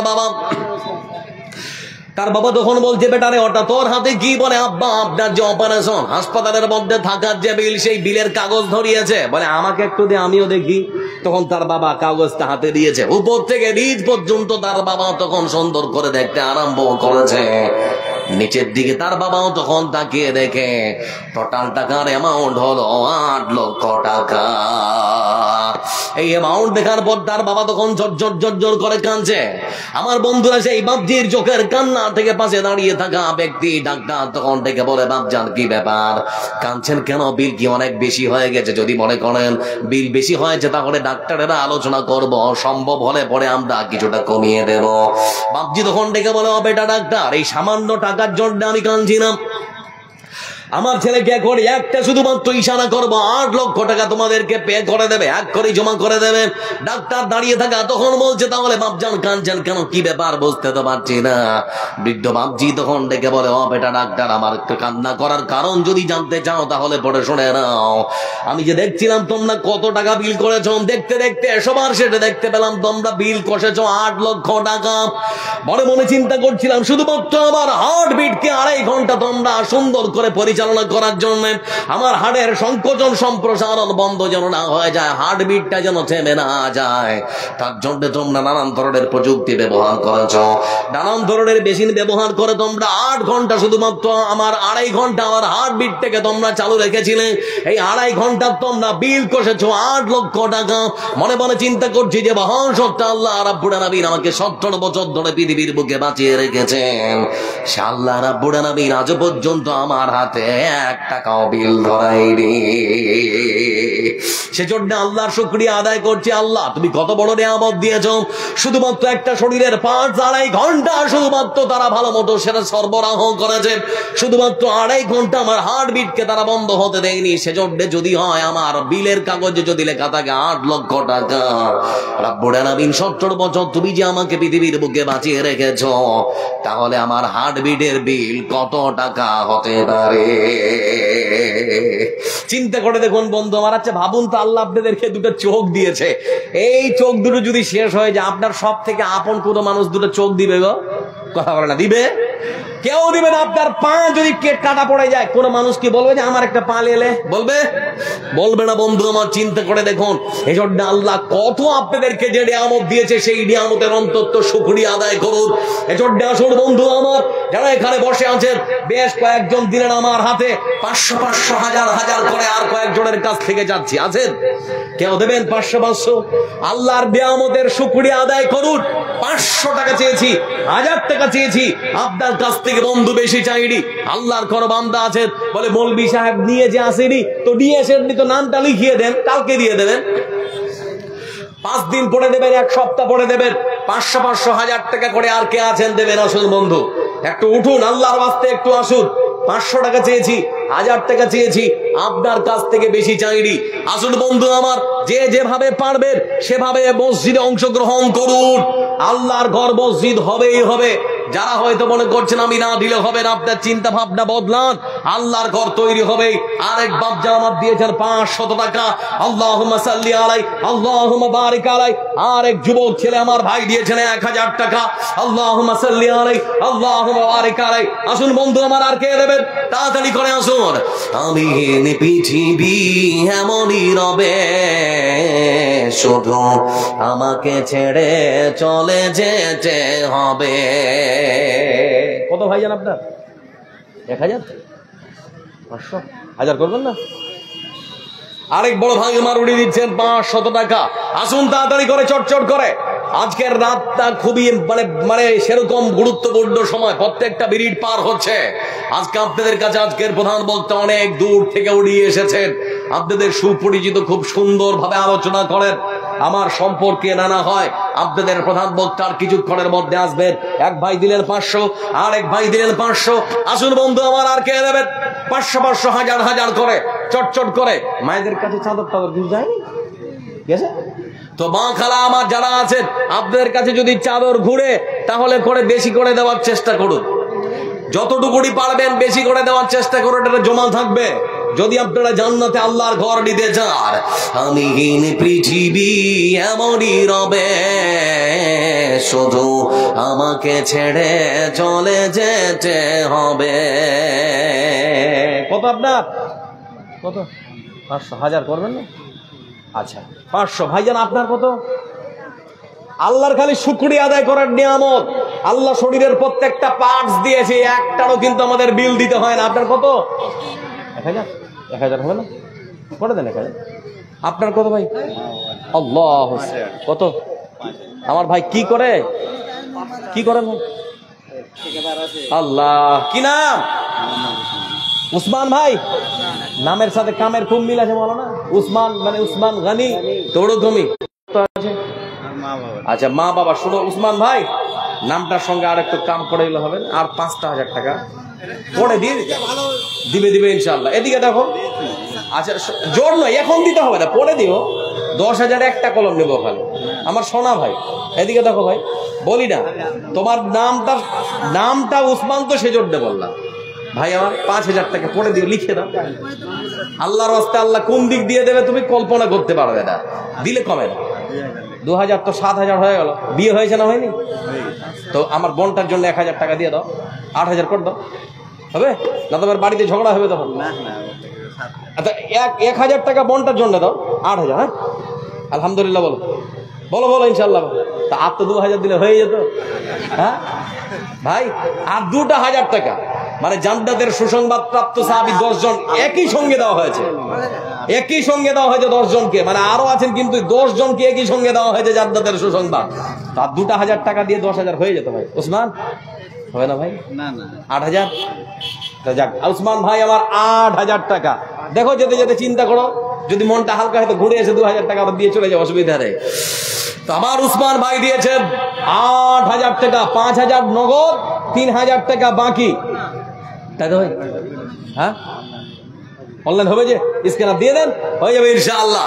আসুন বন্ধু আমার, উসমান ভাইয়ের বাবা অসুস্থ আছে, দোয়া চেয়েছেন। রাসূলের হাদিসের পরিভাষায় দোয়া করে দেই, আল্লাহুম্মা যাহাবুল বাস রাব্বান নাস ইশফি আনতা শাফি লা শিফা ইল্লা শিফাউকা শিফা লা ইউগাদিরু সাকামা। আমরা বলি আমিন। আমার বন্ধুরা আসুন, আর কে দেবেন? 500 500 হাজার হাজার। আমিন। পৃথিবী এমনই রবে, শুধু আমাকে ছেড়ে চলে যেতে হবে। হয়ে গেছে টোটাল নাকি? হয়ে গেছে। আসবে সজনেরা, কাঁদবে আপনেরা, দুটো দিন পরে আবার ভুলে যাবে, চলে যাবে। আমিহীন পৃথিবী এমনই রবে, শুধু আমাকে ছেড়ে চলে যেতে হবে। এই গ্রামের সর্দার সাহেব আছেন এখানে? কই ছেলেটা আছে এখানে? উনি নাকি ভাইজান? সর্দার সাহেবের ছেলে ওই ভাই নাকি যাচ্ছে গামছা ঘাড়ে করে? নাসিম ভাই একটু আসো না। আচ্ছা শুনে যাও, শুনে যাও। আসবে না, পালিয়েছে। 3000 টাকা। তো সর্দার সাহেব যদি থাকতেন তো 2000 টাকা হতো ইনশাল্লাহ, 5000 হয়ে যেত। তো নেই তো আর কি করে করা যাবে? হ্যাঁ দিয়েছে নাকি? যাক আলহামদুলিল্লাহ। আপনাদের গ্রামের সর্দার সাহেব দিয়েছেন, আগে দিয়েছেন আবার এখন দিয়েছেন 3000 টাকা। ভাই আর কে আছেন? আমি যা চেয়েছিলাম আশা করি কম বেশি চলে এসেছে। তো এবার যে যার মতো করে পারবেন আসুন, 500 500 করে আমার হাতে অন্তত 10 জন মানুষ হাত ধরিয়ে দিন। 500 টাকা করে। মায়েদের কাছ থেকে দান আসলো কিনা আমার জানা নেই। যদি মায়েরা আপনাদের কাছ থেকে কিছু না আসে তাহলে পরে আপনাদের কাছ থেকে কিছু নিতে চাচ্ছি। এবার আমি আপনাদের সামনে এই বক্তব্যের ছোট্ট একটা ঘটনা আপনাদেরকে শোনাতে চাচ্ছি। যদি আর একটু মনটা হালকা হয়ে যায় তাহলে আবারও আপনারা কিছু দেওয়ার চেষ্টা করবেন। আল্লাহ রাব্বুল আলামিন তিনি আবার বলছেন, গাছপাড়া মানুষের গ্রামের মানুষেরা শোনো, পৃথিবীতে তোমরা তো অনেক ব্যবসা করলে। একটা আওয়াজ কমাতে হবে, আওয়াজ হচ্ছে। গাছপাড়ার মানুষদেরকে এবার আল্লাহ রাব্বুল আলামিন তিনি বলছেন, তোমরা তো অনেক ব্যবসা করেছো। আপনারা যারা আছেন অনেকে অনেক ব্যবসা করেছেন। কেউ কাঁচামালের ব্যবসা করেন, কেউ ছাগলের ব্যবসা, কেউ গরুর ব্যবসা। যে কোনো ব্যবসা করেন পৃথিবীতে, লাভও হতে পারে, লোকসানও হতে পারে। পারে না? পারে না জি? পারে না? পারে না। কিন্তু আল্লাহ বলছেন, বান্দা তোরা যদি আমার সঙ্গে ব্যবসা করিস তাহলে তোদের খালি লাভ হবে, লোকসান হবে না। আল্লাহ বলছেন, আমার সঙ্গে যদি একটা ব্যবসা করিস সেই ব্যবসায় শুধু লাভ আর লাভ, লোকসান হবে না। আচ্ছা সেই ব্যবসার কথাটা বলে দিব, বলবো কি? ব্যবসা করা যাবে আল্লাহর সঙ্গে? কথা বলেন, আল্লাহর সঙ্গে ব্যবসা করা যাবে না? যাবে না? এটাও যাবে। আর একটা কথা বলে দিচ্ছি, যারা এখানে বসে আছেন, প্রত্যেকটা আত্মীয় স্বজনের সঙ্গে কথা বলার জন্য নির্দিষ্ট একটা মোবাইল নাম্বার থাকে, থাকে না? থাকে না? ওই মোবাইল নাম্বারেই কিন্তু ওই মানুষটাকে ফোন করতে হয়। আলাদা নাম্বারে যদি ফোন করেন তাহলে তার সঙ্গে কথা হবে না, অন্য মানুষের কাছে চলে যাবে। যাবে না? যাবে না? আল্লাহর সঙ্গে কেউ কথা বলেছেন মোবাইলে? কথা বলেন, আল্লাহর সঙ্গে কেউ কথা বলেছেন? আপনাদেরকে এখান থেকে যাওয়ার আগে আল্লাহর সঙ্গে যোগাযোগ করার একটা মোবাইল নাম্বার দিয়ে যাব। নিবেন না? নিবেন না? নিবেন?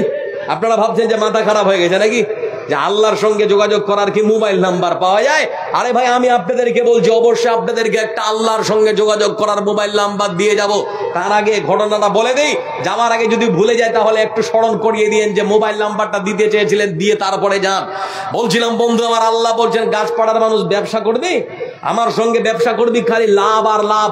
আল্লাহ কোরআনে কারীমের মধ্যে সুন্দর করে বলছেন, মহান সত্য আল্লাহ রাব্বুল আলামিন তিনি বলেন, ইন্নাল্লাহা আশতারা মিনাল মুমিনিনা আনফুসাহুম ওয়া আমওয়ালাহুম বিআন্না লাহুমুল জান্নাহ। এই পৃথিবীর মানুষেরা শুনেন, আমি মহান সত্য আল্লাহ রাব্বুল আলামিন এই পৃথিবীর বুকে তোমরা যারা মনে করো যে আমি ঈমানদার, আমি মুমিন, আমি আল্লাহর উপরে ঈমান নিয়ে এসেছি, আল্লাহ রাব্বুল আলামিন তিনি বলেছেন, বান্দা শুনে নাও, আমি আমার মুমিন বান্দাদের সব থেকে মূল্যবান তাদের জীবনটাকে কিনে নিয়েছি। আচ্ছা বলুন তো, এই জীবনটার মালিক কে? কথা বলা, জীবনটার মালিক কে? আল্লাহ রাব্বুল আলামিন তিনি বলেন, আমি তোমাদের জীবনটাকে কিনে নিয়েছি। তারপরে আল্লাহ বলছেন, বান্দারে তোমার পৃথিবীর বুকে সব থেকে যে সম্পদ, মূল্যবান যে সম্পদ আছে, তোমার গাড়ি, তোমার বাড়ি, তোমার জায়গা, তোমার জমি, তোমার টাকা, তোমার পয়সা, তোমার দিনার, তোমার দিরহাম, তোমার কাছে যা কিছু আছে আমি আল্লাহ রাব্বুল আলামিন সব সম্পত্তি কিনে নিয়েছি। তো আল্লাহ বলছেন তোদের জান কিনে নিয়েছি, তোদের মাল কিনে নিয়েছি। তো আল্লাহকে বলি, আল্লাহ এর বিনিময় তুমি কি দিবে? তোমার সঙ্গে যে আমি পার্টনার হলাম, তো তুমি এর বিনিময় তুমি কি দিবে? মহান সত্তা আল্লাহ রাব্বুল আলামিন তিনি বলার বান্দা, এই পৃথিবীর বুকে আমার কোন বান্দা যদি তার মূল্যবান জীবনটা দিয়ে আমার দিনের সহযোগিতা করতে পারে, আমার দিনের জন্য যদি সাহায্য করতে পারে, তার জান আর মাল দিয়ে যদি আমার মসজিদটা সুন্দর করে তৈরি করে দিতে পারে, গাছপাড়ার যে মসজিদটা হচ্ছে বন্ধু, আমার যে মসজিদের টাইলস লাগবে, যে মসজিদের জানালা লাগবে, যে মসজিদের দরজা লাগবে, যে মসজিদের আরো অন্যান্য সামগ্রী লাগবে, সেই সমস্ত মসজিদের সরঞ্জামগুলো যে মানুষেরা তাদের অর্থ সম্পদ থেকে কিনে নেবে, যারা তাদের জান আর মাল দিয়ে আমার দিন পৃথিবীর বুকে সাহায্য করবে, আল্লাহ রাব্বুল আলামিন তিনি বলেছেন, বান্দা আমি যে জিনিস দিয়ে তোমাদের সঙ্গে ব্যবসা করব সেটা আর কিছু নয়, বরং আমার সব থেকে মূল্যবান জিনিস আমার জান্নাতটা তোমাদেরকে দিয়ে দিব। সুবহানাল্লাহ বলবেন না? তাহলে আমরা যদি জান দেই, মাল দেই, বিনিময়ে জান্নাত, এটা যদি ব্যবসা করি তো লাভ না লস? কথা বলেন, এটা ব্যবসা লাভ না লস? প্রত্যেকটা মানুষের ইচ্ছা আমরা কি দিব? জান্নাত দিব। লক্ষ্য করে দেখুন বন্ধু আমার, রাসূলুল্লাহ সাল্লাল্লাহু আলাইহি ওয়াসাল্লামের জীবন দশায় তার বাড়ির পার্শ্ববর্তী একখানা এতিম বাচ্চা ছিল, যার মা নেই, যার বাবা নেই, কেউ নেই বন্ধু আমার। এমন একজন এতিম বাচ্চা, সেই এতিম বাচ্চার ছোট্ট একটা খেজুরের বাগান ছিল। সেই খেজুরের বাগানটা বন্ধু আমার, তার কয়েকটা খেজুরের গাছ এই মতো করে বাঁকা হয়, তার প্রতিবেশী আবু লুবাবার দিকে চলে যায়, যখনই খেজুর পাড়তে যায় তখনই তাকে গাল বন্ধ করে। তো ছোট্ট বাচ্চাটা ভাবছে, যাক সুন্দর করে খেজুরের ডালপালা কেটে আর এরকম করে বেড়া দিচ্ছে আর কি, যেরকম করে আমরা বেড়া দিই না, আপনারা বেড়া দেন না, সেরকম করে বেড়া তুলে দিচ্ছে। আমার বন্ধুরা ঘিরতে গিয়ে লক্ষ্য করে দেখা, খেজুরের যে বেড়া দিতে শুরু করেছে, সেই বেড়া দেওয়ার সময় তার প্রতিবেশী আবু লুবাবা আর একটা খেজুরের গাছ তার দিকে চলে এসেছে। আবু লুবাবাকে তখন ডেকে বলছে সেই এতিম বাচ্চাটা, ভাই আবু লুবাবা রে, তোমার ওই খেজুরের গাছটা তুমি যদি আমাকে দিয়ে দাও, তাহলে পরে আমার বেড়াটা আমি সুন্দর করে সোজা করে দিতে পারবো। তোমার একটা খেজুরের গাছ কি আমাকে দেওয়া যাবে? তো আবু লুবাবা তখন বলছে, ধেত আমার গাছ আমারই থাকবে, তোমাকে কেন দিব হে? মানে এরকম একটা যেভাবে আমরা বলি আর কি, মানে আমার গাছ আমার কাছে থাকবে, তোকে কেন দিব হে? তো একটা সমস্যা তৈরি হয়েছে, বেড়াটাও দিতে পারে না, আর গাছটা যদি কাটতে বলে তো কাটবে না, সেজন্য বলছে গাছটা আমাকে দিয়ে দে, তাহলে পরে আমি সুন্দর করে বেড়াটা দিয়ে দেবো। তো দিতে রাজি হলো না। বিশাল বড় একখানা সমস্যা বন্ধু আমার। এই সমস্যার সমাধান করার জন্য সেই এতিম বাচ্চা চলে গেছে এতিমের যিনি পিতা বিশ্বনবী মুহাম্মদ সাল্লাল্লাহু আলাইহি ওয়াসাল্লামের কাছে। যাওয়ার পরে বলছে, হে আল্লাহর রাসূল, একখানা সমস্যা হয়েছে, সমাধান করে দিতে হবে। বলে একটা সমস্যা সমাধান করে দিতে হবে। কি সমস্যা? বলে সমস্যা হলো আমি আমার খেজুরের বেড়াটা, খেজুরের গাছগুলোকে সুন্দর করে ঘিরে দিচ্ছিলাম, লক্ষ্য করে দেখলাম সেই খেজুরের গাছ ঘিরতে গিয়ে আমার একটা প্রতিবেশী আছে, তার নাম আবু লুবাবা, তার একটা খেজুরের গাছ আমার বেড়ার কাছে চলে এসেছে। আমি তাকে এতবার করে নিতে চাইলাম, দিতে বললাম, তারপরও রাজি হল না। কিন্তু আমার বিশ্বাস, আপনি যদি আমার হয় তাকে অনুরোধ করেন, আপনার কথা ফেলতে পারবে না। আবু লুবাবা রাদিয়াল্লাহু তাআলা আনহুকে ডাকার জন্য এতিম বাচ্চাকে বলা হলো, এতিম বাচ্চা তুমি চলে যাও, তোমার প্রতিবেশী আবু লুবাবাকে আমার কাছে ডেকে নিয়ে আসো। আবু লুবাবাকে নিয়ে এসেছে। আসার পরে তখন আল্লাহ রাসূল বলছেন, হে আবু লুবাবা, হে আবু লুবাবা, শুনে না, ওই এতিম বাচ্চা, তার মা নেই, তার বাবা নেই, কেউ নেই, তার ছোট্ট একখানা খেজুরের গাছ, সেটা সুন্দর করে বেড়া দিচ্ছিল। তোমার নাকি একটা খেজুরের গাছ তার দিকে চলে এসেছে, তুমি যদি গাছটা তাকে দিয়ে দাও তাহলে পরে আমি অনেক খুশি হব। দেওয়া কি যাবে? খেজুরের গাছটা দেওয়া যাবে? তো ওই লোকটা তখন বলছে, ইস, আমি ওকে বললাম, ফের আপনার কাছে চলে এসেছে, তারপরে ও বলছে, না আমার গাছ আমার কাছে থাকবে, আমি দিতে পারবো না। মানে আল্লাহ রাসূল বলছেন যে দিয়ে দাও, তারপরেও বলছে যে না, দিতে পারবো না। আমার বন্ধুরা, কিছুক্ষণ পরে রাসূলুল্লাহ সাল্লাল্লাহু আলাইহি ওয়াসাল্লাম তারপর আবু লুবাবাকে ডাকার পরে বললেন, আবু লুবাবা রে, তোমাকে বলছি তোমার গাছটা এমনিতে নেব না, এমনিতে দিতে হবে না, বলো তোমার গাছটা কত হলে পরে তুমি বিক্রি করবে, টাকা দিয়ে তোমার গাছটা আমরা কিনে নিব। টাকা দিয়ে কিনবো, বলো কত টাকা হবে বিক্রি করবে? আবু লুবাবা রাদিয়াল্লাহু তাআলা আনহু বন্ধু আমার, তিনি তখন বলেন, হে আল্লাহর রাসূল, আমার গাছ আমারই থাকবে, আমার গাছ আমি এমনিতেও দেব না, টাকা দিয়েও বিক্রি করবো না। আমার নিজস্ব গাছ যদি আমি এমনিতে না দিই, টাকা দিয়েও যদি কাউ নিতে চেয়েছে, বিক্রি যদি না করতে চাই বন্ধু আমার, তাহলে তো আর এখানে কোনো কথা বলার সুযোগ থাকতে পারে না। আর তো কোনো কথা বলার সুযোগ নেই। এমনি সময় আল্লাহ রাসূল কিছুক্ষণ নীরব থাকার পরে এবার তিনি বলছেন, আবু লুবাবা শুনে নাও, তোমার ওই গাছটা তোমার কাছে টাকা দেওয়া না, তোমাকে এমনিতেও দিতে হবে না, দুনিয়ার কোন সম্পদ তোমার কাছে আমি চাই না। তোমাকে আবার বলছি, তুমি তোমার ওই একখানা খেজুরের গাছ যদি আজকে তুমি দিয়ে দিতে পারো, তোমার জন্য জান্নাতের একখানা খেজুরের গাছের ব্যবস্থা করে দিব। বলো এবার দিবে? আচ্ছা আপনারা বলেন তো, আপনাদের যদি হতো, তো এবার যদি বলতো যে জান্নাতের একটা খেজুরের গাছ দেওয়া হবে, তাহলে আমরা দিতাম কি দিতাম না? না বলে না, দিতাম কি দিতাম না জি? তারপরও সাহাবী কি বলছে জানেন? আল্লাহ রাসূল শুনে নিন, আমার গাছ আমার নিজস্ব গাছ, আমার সম্পত্তি, আমার খেজুরের গাছ এমনিতেও দেব না, টাকা দিয়েও বিক্রি করব না, আর আমার খেজুরের গাছ জান্নাতের খেজুরের গাছের সঙ্গে বদলও আমি করব না। আর কি বলবে? আর তো সুযোগ নেই এবার। তো ওই আবু লুবাবা তখন ওখান থেকে মজলিস থেকে উঠে বাড়ি চলে গেছে। তো বাড়িতে গেছে, তো ওখানে আরেকজন সাহাবী বসে আছেন, তার নাম আবু দাহদা রাদিয়াল্লাহু তাআলা আনহু। তো আবু দাহদা তখন উঠে, আবু দাহদা রাদিয়াল্লাহু তাআলা আনহু তখন উঠে গিয়ে বলছে, আল্লাহ রাসূল আমি একটু চেষ্টা করব, মানে আমরা যেরকম থাকি ওরকম মানুষের মধ্যে, বলছে আল্লাহ রাসূল আমি একটু কহবো, যে গিয়ে একটু আমি কহবো। তো বলছে আমার কথা শুনলো না তো তোমার কথা শুনবে? তো বলে একটু চেষ্টা করেই দেখি, যদি হয়ে যায় কাজ। তো বলে যাও তার বাড়িতে। তো বাড়ির দরজাটা সামনে গিয়েছে, কড়া নাড়ায় এরকম করে বলে, ভাই আবু লুবাবা বেরিয়ে আসো, তোমার সঙ্গে কথা আছে। বলে কথা কি? বলে বেরিয়ে তো আসো। যেই বেরিয়ে এসেছে বন্ধু আমার, আবু লুবাবার হাতটা ধরে তখন বলে, ভাই আমার, তোমাকে ওই খেজুরের গাছটা যে কোনো মূল্যেই আমাকে দিতে হবে। তখন বলছে মাথা ঠিক আছে, তোমাকে তো বললাম সেখানেই দিব না, আল্লাহ রাসূলকেও বলেছি দিব না, তো তুমি ফের কেন এসেছো? তুমি কি ভেবেছো তোমাকে দিব? তোমাকেও দিব না, চলে যাও।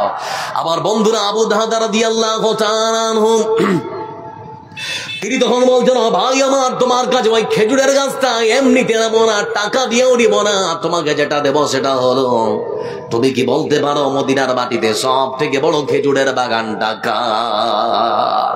আচ্ছা তুমি বলে এখন মদিনার মাটিতে সব থেকে যেটা বড় খেজুরের বাগান সেটা কার?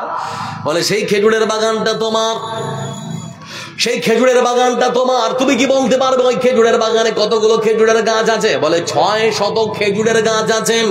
তুমি কি বলতে পারো বন্ধু ওই খেজুরের বাগানটার মধ্যে আমার একটা বিশাল বড় অট্টালিকা আছে, বাড়ি আছে, সেটা কার? বলে সেটাও তোমার।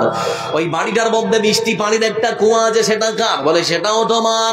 তখন বলছো, ও ভাই আবু লুবাবা, তোমার ওই একটা খেজুরের গাছ তুমি যদি আজকে আমাকে দিতে পারো, তোমাকে আমার বিশাল বড় খেজুরের বাগানটা, তারপরে আমার সেই অট্টালিকার মতো বিশাল বড় বাড়িটা, বাড়ির মধ্যে মিষ্টি পানির কুয়াটা, সবকিছু তোমাকে দিয়ে দিব, বিনিময় খালি একটা খেজুরের গাছ দিব। দিবে?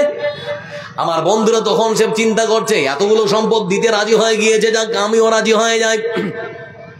সে তখন বলছো, ভাই আবু লুবাবা, সত্যি যদি তুমি তোমার বিশাল বড় খেজুরের বাগান, তোমার বাড়িটা, তোমার ওই অট্টালিকাটা, আর তোমার মিষ্টি পানির কুয়াটা তুমি যদি আমাকে দিতে চাও, তাহলে পরে তোমার সঙ্গে আমি ব্যবসা বদল করতে রাজি আছি। অদল বদল হয়ে গেল। তখন বলছে ঠিক আছে তাহলে লেখাপড়ি করে নাও। তো লেখাপড়ি করেছে। আবু দাহদা তখন ওই খেজুরের গাছের লেখাপড়া করা, মানে যে কাগজ, যে পত্রটা, ওটা নিয়ে তখন চলে এসেছে। বলে আল্লাহ রাসূল সাল্লাল্লাহু আলাইহি ওয়াসাল্লাম বিশ্বনবীর কাছে এসে তখন বলছে, হে আল্লাহ রাসূল, কাজ হয়ে গেছে। বলে কি কাজ? বলে যে কাজের জন্য আমি আবু লুবাবার বাড়ির দরজা পর্যন্ত গিয়েছিলাম তার গাছটা আনার জন্য, আমি তার গাছটা দিয়ে চলে এসেছি, গাছ আমাকে দিতে রাজি হয়েছে। বলে নিলে কেমন করে? বলে আল্লাহ রাসূল ওই গাছটা নেওয়ার জন্য আমার বিশাল বড় খেজুরের বাগানটা তাকে দিয়ে দিয়েছি, আমার খেজুরের বাগানের মধ্যে যে আমার বিশাল বড় অট্টালিকাটা সেটাও দিয়ে দিয়েছি, আর অট্টালিকা বাড়ির মধ্যে যে আমার পানির কুয়াটা ছিল সেটাও দিয়ে দিয়েছি। রাসূলুল্লাহ সাল্লাল্লাহু আলাইহি ওয়াসাল্লাম তিনি তখন বলছেন, আবু দাহদা রে, গাছটা যখন দিয়ে এসেছো দেরি কেন? তাড়াতাড়ি করে এতিম বাচ্চার হাতে তুলে দাও। রাসূল সাল্লাল্লাহু আলাইহি ওয়াসাল্লামের কথা শুনে আবু দাহদা তিনি তখন বলছেন, আল্লাহ রাসূল না, আমিও দেব না। বলে তাহলে এর কি লাভ হলো এনে? রাসূলুল্লাহ সাল্লাল্লাহু আলাইহি ওয়াসাল্লামের কথা শুনে তখন আবু দাহদা বলছে, আল্লাহ রাসূল এমনিতে দেব না, বলে তাহলে কিসের বিনিময় দেবে বলো?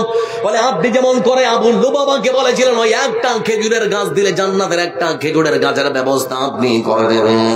আপনি যদি আমাকে এই অঙ্গীকার দিতে পারেন, এই শর্ত যদি আমার আপনি পূরণ করতে পারেন, ওই একটা খেজুরের গাছ আমি তার হাতে তুলে দিব, বিনিময় যদি আপনি আমাকে বলেন জান্নাতের খেজুরের গাছ আপনি দিবেন, তাহলে পরে আমি এতিম বাচ্চার হাতে গাছটা তুলে দিতে চাইব, না হলে পরে আমিও তাকে দিব না। আগে আমাকে বলেন যে ওই কথা তাকে যেরকম করে বলেছিলেন অনুরূপ আমাকে আপনি একটা জান্নাতের গাছের ব্যবস্থা করে দিবেন, তাহলে দিব, না হলে দিব না। আমার বন্ধুরা ঠিক সেই সময় রাসূলুল্লাহ সাল্লাল্লাহু আলাইহি ওয়াসাল্লাম তিনি তখন বলেন, ও আবু লুবাবা, ও আবু দাদা, শুনে নাও, যে মানুষটা শুধুমাত্র জান্নাতের একখানা খেজুরের গাছ দেওয়ার জন্য তার বিশাল বড় খেজুরের বাগানটা বিলীন করে দিতে পারে, যে মানুষটা জান্নাতের একখানা খেজুরের গাছের জন্য বিশাল বড় অট্টালিকা রাজপ্রাসাদটা দিয়ে দিতে পারে, সেই মানুষটার জন্য আমি রাসূল সাল্লাল্লাহু আলাইহি ওয়াসাল্লাম তোমার জন্য আবু লুবাবা শুধুমাত্র তোমার জন্য জান্নাতের মধ্যে একখানা খেজুরের গাছ নয়, বরং শুনে নাও, আমি আবু দাদা তোমার জন্য জান্নাতের মধ্যে একটা খেজুরের বাগানের জামিনদার হয়ে গেলাম। সুবহানাল্লাহ বলা যাবে না? আমার বন্ধুরা চিন্তা করে দেখুন, মানে জান্নাতে শুধু একটা খেজুরের গাছ দেয়, বলে জান্নাতের মধ্যে খেজুরের বাগানের জামিনদার হয়ে গেলাম। সম্পদ আছে আপনার, আল্লাহ আপনাকে টাকা পয়সা দিয়েছে, সম্পদ দিয়ে যে কোনো মূল্যে আপনারা খালি আল্লাহর জান্নাতটা কেনার চেষ্টা করুন। এবার যারা এখানে বসে আছেন, আমি আপনাদেরকে বলছি, এই পৃথিবীর মানচিত্রে অনেকগুলো দেশ আছে যে দেশগুলো ফুটবল খেলাতে খুব বাহাদুর। এরকম দেশ আছে না নেই? আপনাদের দিকে ফুটবল খেলে না হলো? আপনাদের দিকে ফুটবল খেলায় দেখবেন মাঠে ওদিকে 11টা এদিকে 11টা প্লেয়ার ফুটবল খেলছে, আর গ্যালারিতে খালি অনেকগুলো মানুষ ধরে নিন গিজ গিজ গিজ গিজ করছে। দু দেশের মধ্যে ফুটবল খেলা হচ্ছে, চারিদিকে গ্যালারিতে একেবারে হাজার হাজার মানুষ, আর ওই ফুটবল খেলার মাঝখানে ঠান্ডার সময় ঘন কুয়াশা আছে। যখন কুয়াশা লাগে জি, ঠিক সেই সময় মনে হচ্ছে এই 2-7 জায়গা দেখতে পাওয়া যায় না, এরকম হয় না? কুয়াশা যখন ঠান্ডার সময় কুয়াশা লাগে, আপনারা ওটা কি কহেন? কুয়াশাই তো কয় নাকি? ওই কুয়াশা যখন লাগে তখন দেখবেন যে 10 হাত দূরে দেখতে পাওয়া যায় না। তো ওরকম ফুটবল খেলতে মানে এত ঘন কুয়াশা চলে এসেছে, রেফারি যে খেলা করবে, তো রেফারি মানুষগুলোকে, প্লেয়ার গুলোকে দেখতে পায় না। তো রেফারি তখন ফিরফিরি করে বাঁশি বাজিয়ে দেয়, ফির করে বলছে খেলাটা কিছুক্ষণের জন্য বন্ধ করা হলো। খেলার বন্ধ করার যেই ঘোষণা দেওয়া হয়েছে, বড় ভাই এসেছেন নাকি? এত সুন্দর একটা ঘটনা বললেন, কারো মন হালকা হয়নি? আমার বড় ভাইয়ের মন হালকা হয়েছে। আচ্ছা, যারা ব্যবসায়িক হয় তাদের মনটা উদার হয়। আসেন বড় ভাই, এদিকে আসেন। কত? 2000। এত সাজগোজ করে এসছেন, 2000 টাকা নয় বড় ভাই, কিছু 1 হাত করে। আলহামদুলিল্লাহ, ব্যবসায়িক মানুষ। আচ্ছা, মসজিদের জন্য এদিকে দেখেন, আর 2,000 সোনা আর কইলজা আর ধন আর মানি, তাও হবে না? এতটুকু হবে, তাও হবে না। দেখেন বড় ভাই, আচ্ছা আপনার কথা না আমার, 4,000 টাকা দেন। এদিকে দেখেন, একবার দেখলেন, রাজি হয়েছেন, মাথাটা ঝুঁকে। আচ্ছা, আরেকবার আমার দিকে দেখেন, এদিকে দেখেন বড় ভাই, শুনেন একটু, দাঁড়ান, গুনাহ হবে না। এদিকে দেখেন না জি, কি নাম? মোস্তফা ভাই 1 হাত করছে ভাই। আলহামদুলিল্লাহ, যাক, দূর থেকে রাজি হয়ে যান, রাগ করে হলো রাজি হয়ে যান। মোস্তফা ভাই রাজি? যাক, আলহামদুলিল্লাহ, নারে তাকবীর, লিল্লাহে তাকবীর। আমার ভাইজান মোস্তফা ভাই 5,000 টাকা। আল্লাহ আমার ভাইকে ভালো রাখুন, সুস্থ রাখুন, তার সুস্থতার জন্য দোয়া করছে। আল্লাহুম্মা সাল্লি আলাইহি, আল্লাহুম্মা বারিক আলাইহি। বন্ধু আমার, ভাই বাপজান যারা এখানে বসে আছেন, আমি আপনাদেরকে বলছিলাম ফুটবল খেলার মাঠে রেফারি বাঁশি বাজিয়ে দিয়েছে কেন? ঘন কুয়াশায় প্লেয়ার গুলো দৌড়চ্ছে, তো দেখতে পাওয়া যায় না, সেই জন্যে।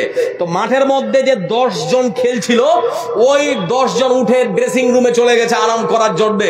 আর গোলকিপার যে ছিল, ওই গোলকিপার বাকি 10 জনকে দেখতে পায়নি। ও মনে করছে ওরা হয়তো খেলছে, এরকম বুক চিতিয়ে একেবারে গোল রক্ষকের দায়িত্বে এরকম করে দাঁড়িয়ে আছে, কারণ বলটা যদি চলে আসে, গোল যদি হয়ে যায়, তো 10 জন মানুষের সম্মান ডাউন। ও কিন্তু রেফারির বাঁশি শুনতে পাইনি আর কি, সেজন্য এরকম করে দাঁড়িয়ে আছে, বুক চিতিয়ে দাঁড়িয়ে আছে, যে কোনো মূল্যে আমি গোল হতে দেব না। কিছুক্ষণ পর তৃতীয় রেফারি মাঠ থেকে এসে বলছে, ভাই আপনি এখনো কেন দাঁড়িয়ে আছেন? জি, বলে কি হয়েছে? বলে রেফারি খেলাটা বন্ধ করে দিয়েছে কিছুক্ষণের জন্য, ড্রেসিং রুমে যান, আর আপনার 10 জন যে সাথী ছিল ওরা সবাই চলে গেছে, আপনি এখানে এখনো কি করছেন? ওই গোলরক্ষক যখন কথা শুনলো তার মনের মধ্যে খুব দুঃখ আর আফসোস হলো। সে মনে মনে ভাবছে যে 10 জন মানুষের সম্মান বাঁচাবার জন্য আমি আমার জীবন দিয়ে হলেও এখানে দাঁড়িয়ে আছি।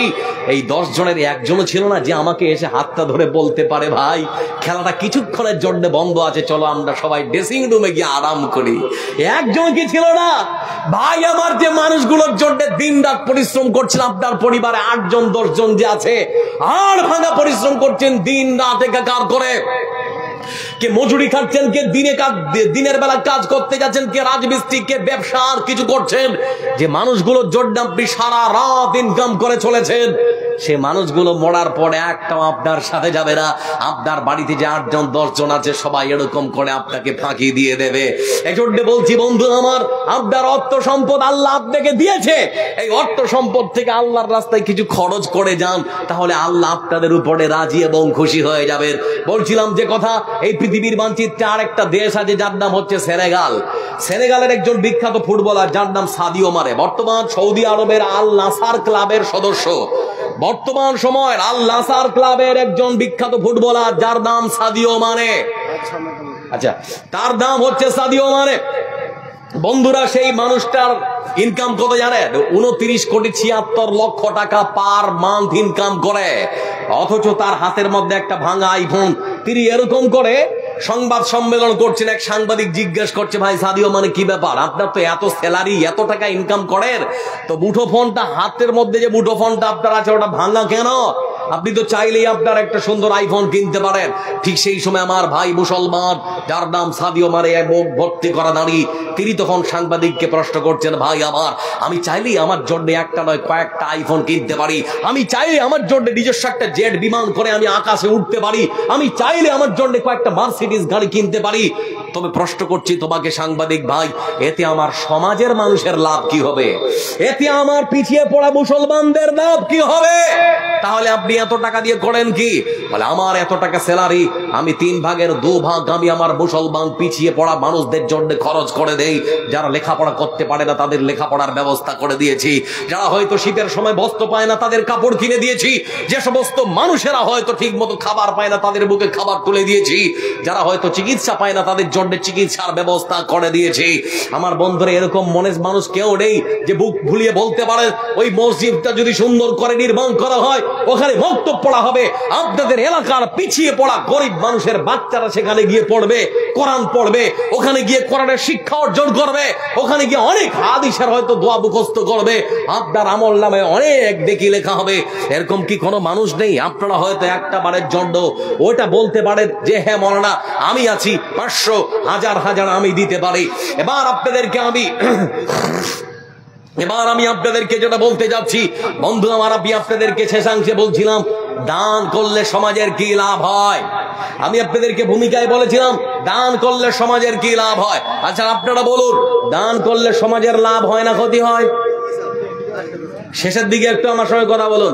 কেউ যদি দান করে দানবীর মানুষেরা, তাহলে সমাজের লাভ হয় না ক্ষতি হয়? লাভ হয়। এবার আমি আপনাদেরকে বলছি কিভাবে লাভ হয়, আর যদি দান না করেন তাহলে পরে ক্ষতি কি হয়। রাসূল সাল্লাল্লাহু আলাইহি সাল্লাম তিনি একটা হাদিস বর্ণনা করছেন, এরকম করে হাদিসের পরিভাষায় তিনি বলছেন এক ব্যক্তির কথা বলছেন, রাজুলুন লা তাসাদদাকনা বিসাদাকাতিন ফাখারাজা বিসাদাকাতিহি ফাওয়াদাআহা ফি ইয়াদি সারিকি। আপনাদের গাছপাড়া গ্রামের মধ্যে ধরে দিন একটা ধনবান মানুষ তার গচ্ছিত সম্পদ থেকে একটা টপলা করেছে, রাতের অন্ধকারে বেরিয়ে পড়েছে বন্ধু আমার, রাতের আধারে বেরিয়ে পড়েছে তার গচ্ছিত সম্পদ থেকে আল্লাহর রাস্তায় খরচ করার জন্য। তিনি মনে মনে ভেবেছেন রাত্রিবেলা যার সঙ্গে আমার সাক্ষাৎ হবে তারই হাতে আমার টপলাটা তুলে দিব, যার সঙ্গে দেখা হবে তারই হাতে তুলে দেব। রাতের অন্ধকারে তার গচ্ছিত সম্পদ টপলাটা নিয়ে বেরিয়েছে বন্ধু, টপলা নিয়ে যেই বেরিয়েছে, রাতের আধারে একজন মানুষের সঙ্গে দেখা হলো, তারই সাথে তুলে দিয়েছে।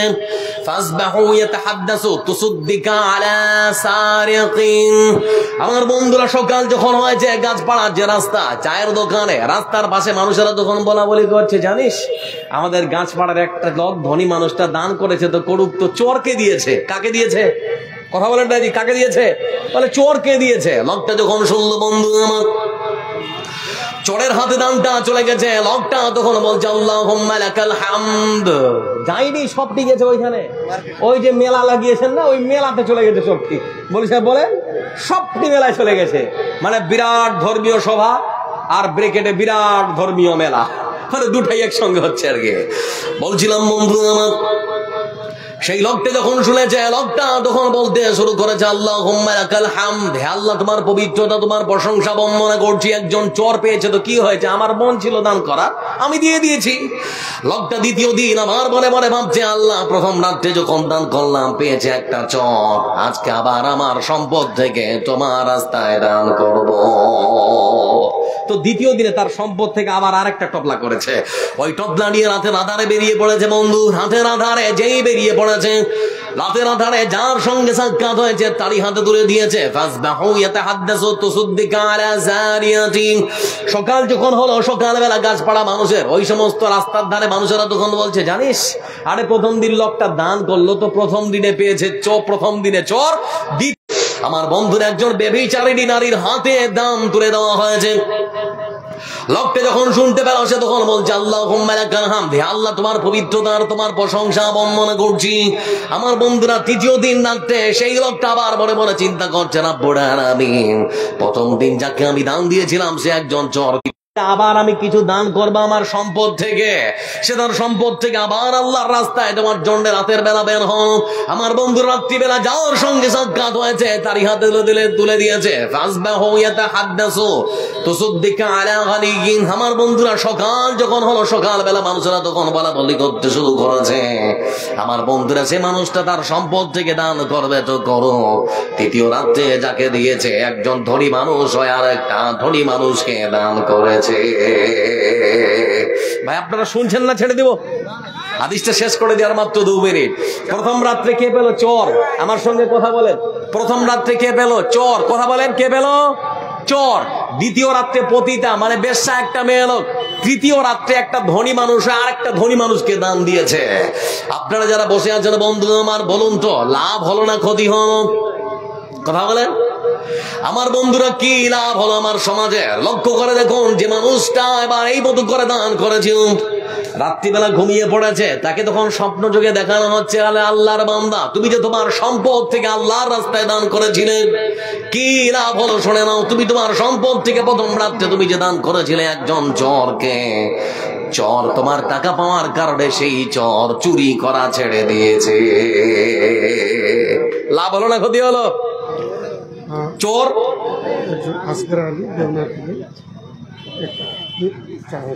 আল্লাহ আছেন এখানে?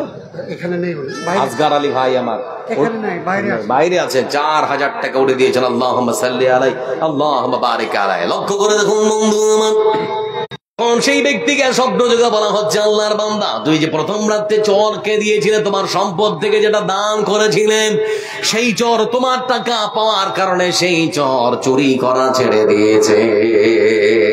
প্রথম লাভ, সমাজ থেকে চুরি বন্ধ। কি বন্ধ? কথা বলেন জি, চুরি বন্ধ হয়ে গেল, মানে চোরের হাতে টাকা গেল, চুরি বন্ধ হয়ে গেল। দ্বিতীয় রাত্রে আল্লাহর বান্দা তুমি যে তোমার গচ্ছিত সম্পদ থেকে আল্লাহর রাস্তায় দান করেছিলে, তোমার টাকাটা পেয়েছিল একজন ব্যভিচারিণী নারী, একজন পতিতা মহিলা তোমার টাকাটা পেয়েছিল। সেই পতিতা মহিলা একজন পুরুষের কাছে নিজের দেহ বিক্রি করে রুজি রুটি ইনকাম করছিল। সেই পতিতার হাতে যখন তোমার টাকাটা গিয়েছিল, সেই পতিতা তোমার টাকাটা পাওয়ার কারণে সে খারাপ কাজ করা ছেড়ে দিয়েছে। লাভ হলো না ক্ষতি হলো? ভাই কথা বলেন না, লাভ হলো না ক্ষতি হলো? লাভ হলো, মানে সমাজ থেকে অশ্লীলতা বন্ধ, খারাপ কাজ বন্ধ, ব্যভিচার বন্ধ হয়ে গেল। তৃতীয় রাত্রে তোমার সম্পদ থেকে তুমি যে দান করেছিলে আদম সন্তান, শুনে নাও, তুমি তোমার গচ্ছিত সম্পদ থেকে আল্লাহর রাস্তায় যেটা দান করেছিলে, সেই দান গিয়েছিল একটা ধনী মানুষের হাতে। সেই ধনী মানুষ যখন তোমার দান পেয়েছিল, সেই ধনী মানুষ তোমার টাকাটা পাওয়ার পর সে মনে মনে চিন্তা করেছে, রব্বুল আলামিন সেও তো আমার মতো একজন ধনী মানুষ, সে যদি তার সম্পদ থেকে তোমার রাস্তায় দান করতে পারে, খরচ করতে পারে, আল্লাহ আমি আমার সম্পদ থেকে তোমার রাস্তায় কেন খরচ করতে পারবো না? তখন সেও তার সম্পদ থেকে আল্লাহর রাস্তায় খরচ করতে শুরু করলো। আমার বন্ধুদের জন্য যারা ধনবান মানুষ আছেন, যাদেরকে আল্লাহ সম্পদ দিয়েছে, যাদেরকে আল্লাহ শেষ করতে নাকি যাদেরকে আল্লাহ সম্পদ দিয়েছে, যাদেরকে আল্লাহ ধন দিয়েছে, ভাই যারা এখনো পর্যন্ত দেননি, আপনাকে বলছি টাকা আজকে আছে কাল নাও থাকতে পারে। কথা ঠিক না ভুল? আপনাদেরকে ছোট্ট খালি 1 মিনিট একটা উদাহরণ দিয়ে শেষ করে দিচ্ছি। আমাদের সুপরিচিত একজন বক্তা আছেন মনির উদ্দিন ভাই, আমার 1.5 ফুট না 3 ফুট বলেন, আপনারা নাম শুনেননি? আমার বন্ধুরা তিনি বলতেন, আব্দুল জব্বার এই পশ্চিম বাংলা, বিহার আর ঝাড়খণ্ডে যদি প্রোগ্রাম করি পার নাইট 25,000, খালি বর্ডারটা পার করব তাহলে পরে পার নাইট 50,000। আপনারা ভাবতে পারছেন এত টাকা তার? 1 মিনিট, এত টাকা তার বন্ধু আমার। আমাদের পশ্চিম বাংলার দক্ষিণবঙ্গের হাওড়া জেলায় প্রোগ্রাম করতে গিয়ে জালসায় কথা বলতে বলতে অসুস্থ হয়ে গেল, পিজিতে নিয়ে যাওয়া হলো, বা ডাক্তার দেখে বললো ব্রেন হ্যামারেজ, 16 দিন পিজিতে ভর্তি করে রাখা হলো। ডাক্তার বলল আপনি আর বক্তব্য রাখতে পারবেন না, একেবারে চুপ থাকতে হবে আপনাকে, না হলে এবার যদি আবারও ঘটন ঘটে তাহলে আপনি মারা যাবেন, আর বেঁচে থাকতে পারবেন না। সেই মানুষটা আমাকে বলেছিল পার নাইট 25,000, বর্ডার পার করলে 50,000। 6 মাস কাটলো না, তারপরে মোবাইলে ভিডিও তৈরি করছেন, আমি খুব অভাবে আছি, আমার দিন চলছে না, যারা আমাকে ভালোবাসেন, আমি চিকিৎসার জন্য আমি ওষুধ কিনতে পারছি না, যে যার মতো করে আপনারা আমাকে সাহায্য করেন। যারা মোবাইল ব্যবহার করেন, ভিডিওটা আপনাদের কাছে পৌঁছেছে। এবার আমি আপনাদেরকে বলছি, এত টাকা যদি হয় রাতে, 1 রাতে, মাসে কত, বছরে কত, অথচ সমাজ গেল না, টাকা সব শেষ। চিন্তা করে দেখেছেন রিজিকের মালিক কে? জোরে বলুন, রিজিকের মালিক কে? এজন্য বন্ধু আমার, আল্লাহ সম্পদ দিয়েছে, মাদ্রাসায় খরচ করুন, মসজিদে খরচ করুন, আল্লাহর ঘর নির্মাণ হবেই হবে, কেউ থামিয়ে রাখতে পারবে না। এজন্য গোপনে দিন, আপনাদের মসজিদ যারা দায়িত্বে আছেন তাদের হাতে তুলে দিন, অবশ্যই দিন, অংশগ্রহণ করুন, আল্লাহর কাছে আল্লাহর জান্নাতে ঘর আপনারা আদায় করে নিন। এই বলে আজকে সংক্ষিপ্ত বক্তব্য আপনাদের কাছ থেকে শেষ করছি। আবারও যদি কোথাও দেখা হয় ইনশাআল্লাহ অন্য কোনো টপিকের উপরে আবার আলোচনা হবে। সকলে ভালো থাকুন, সুস্থ থাকুন, আল্লাহ আপনাদের সকলকে ভালো রাখুন, সুস্থ রাখুন। তার সাথে দোয়া করি ফিলিস্তিনের নিপীড়িত, নির্যাতিত আবাল বৃদ্ধা, নারী পুরুষ, ছোট ছোট বাচ্চারা, মাসুম বাচ্চারা, তাদের জন্য যারা অনবরত বলে যাচ্ছে ওয়া লাকুম লা তুকাতিলুনা ফি সাবিলিল্লাহ, হে আল্লাহ তুমি তাদের উপরে তোমার পক্ষ থেকে রহমত এবং শান্তি বর্ষণ করো। আল্লাহ সরকারের সমস্ত রকমের স্বৈরাচারী শাসন আমল থেকে মুসলিমদেরকে তুমি বাঁচাও। আল্লাহ শয়তানের ওয়াসওয়াসা থেকে তুমি আমাদের সকলকে রক্ষা করো। যারা দান করেছে তোমার ঘর মসজিদের জন্য, আল্লাহ তুমি তাদেরকে জাযায়ে খায়ের দান করো, এর বিনিময়ে তুমি তাদেরকে জান্নাতের সুউচ্চ মাকাম দান করো। এই আশা রেখে আপনাদের কাছ থেকে বিদায় নিচ্ছি। আসসালামু আলাইকুম ওয়া রাহমাতুল্লাহ। वालेकुम अस्सलाम व रहमतुल्लाहि व बरकातुहू। माशाअल्लाह, हमारे ये अब्दुल जब्बार साहब थे, अल्लाह के फजल व करम से बहुत ही बामुआत और बहुत अच्छी बातें हमारे सामने की। अब मैं आप हज़रात के सामने हमारे चहीते, हमारे जान पहचान, हमारे हर दिल अजीज नेता मास्टर मुजाहिदुल इस्लाम, मुजाहिद आलम, मैं उनको इस शेर के साथ दावा दूंगा कि हर शीशा टूट जाता है पत्थर की चोट से, हर शीशा टूट जाता है पत्थर की चोट से, पत्थर ही टूट जाए वो शीशा तलाश कर, सजदों से तेरे क्या हुआ सदियां गुजर गई, दुनिया तेरी बदल दे वो सजदा तलाश कर, ईमान तेरा लुट गया रहज़न के हाथों से, ईमान तेरा बचा ले वो रहबर तलाश कर, हर शख्स जल रहा है अदावत की आग में, इस आग को बुझा दे वो पानी तलाश कर। हमारे सामने मास्टर मुजाहिद आलम साहब, मैं उनसे मुअद्दबाना गुजारिश करूंगा कि हमारे दरमियान सिर्फ 2-3 मिनट में अपनी बात रखें।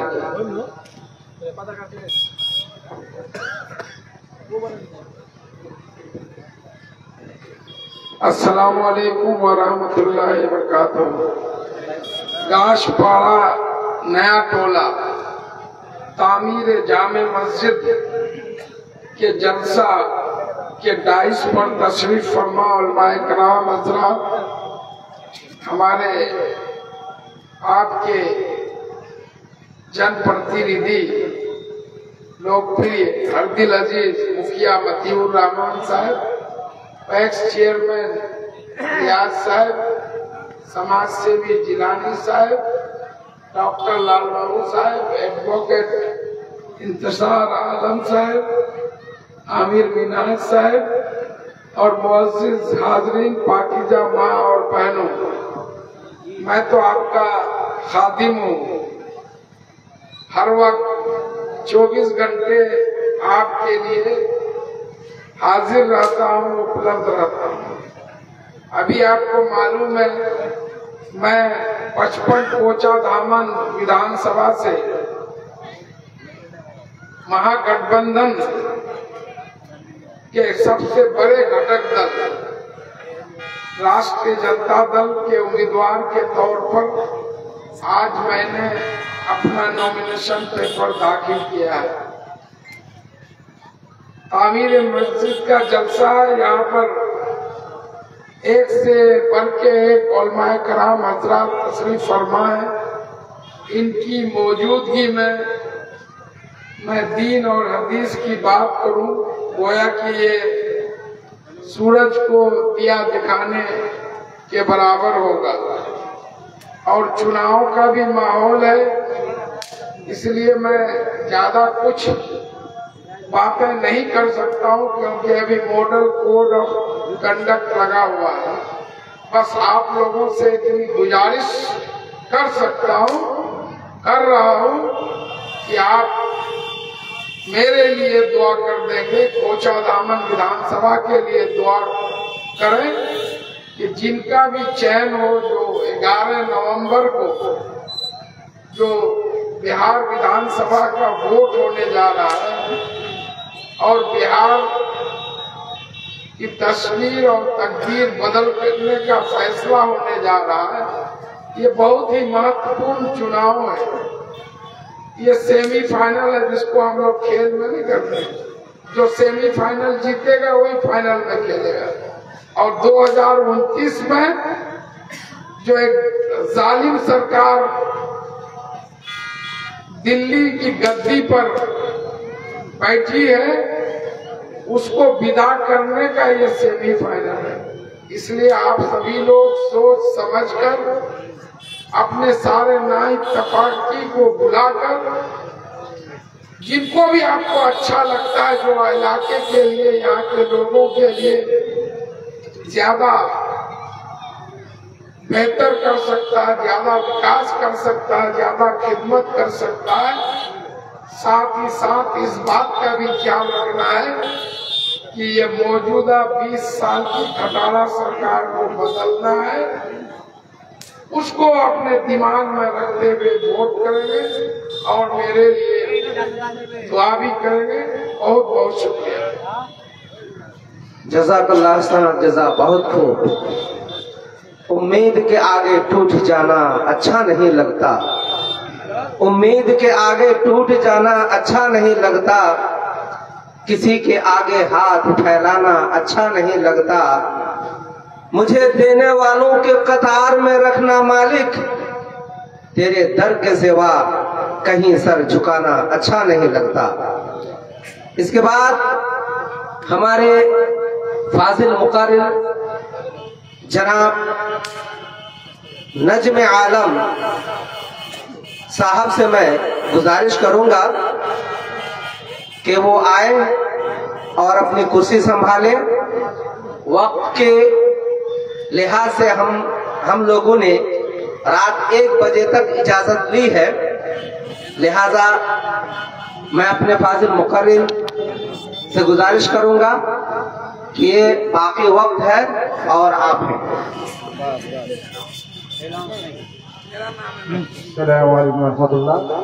बहुत बहुत शुक्रिया, जज़ाकल्लाह। ये हमारे मोहतरम जनाब आली मुजाहिद आलम साहब हमारे बीच में तशरीफ लाए आपके खिदमत और सेवा के लिए। बहुत ही मसरूफियत है, मसरूफियत के बावजूद हमारा आना, इसलिए हम तमाम अरकान जलसा और कमेटी की तरफ से हम जनाब आली का शुक्रगुजार हैं। जज़ाकल्लाह खैर।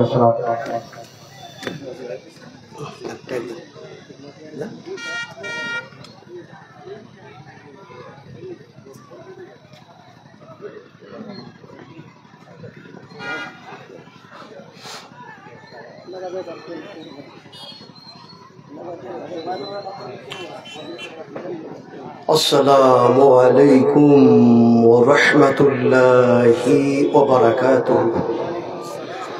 الحمد لله نحمده ونستعينه ونستغفره ونؤمن به ونتوكل عليه ونعوذ بالله من شرور أنفسنا ومن سيئات أعمالنا. من يهده الله فلا مضل له ومن يضلله فلا هادي له. أشهد أن لا إله إلا الله وحده لا شريك له، وأشهد أن محمدا عبده ورسوله الذي أرسله بالحق بشيرا ونذيرا وداعيا إلى الله بإذنه وسراجا منيرا. فقد قال الله تبارك وتعالى في كلامه المجيد وفرقانه الحميد: أعوذ بالله من الشيطان الرجيم. بسم الله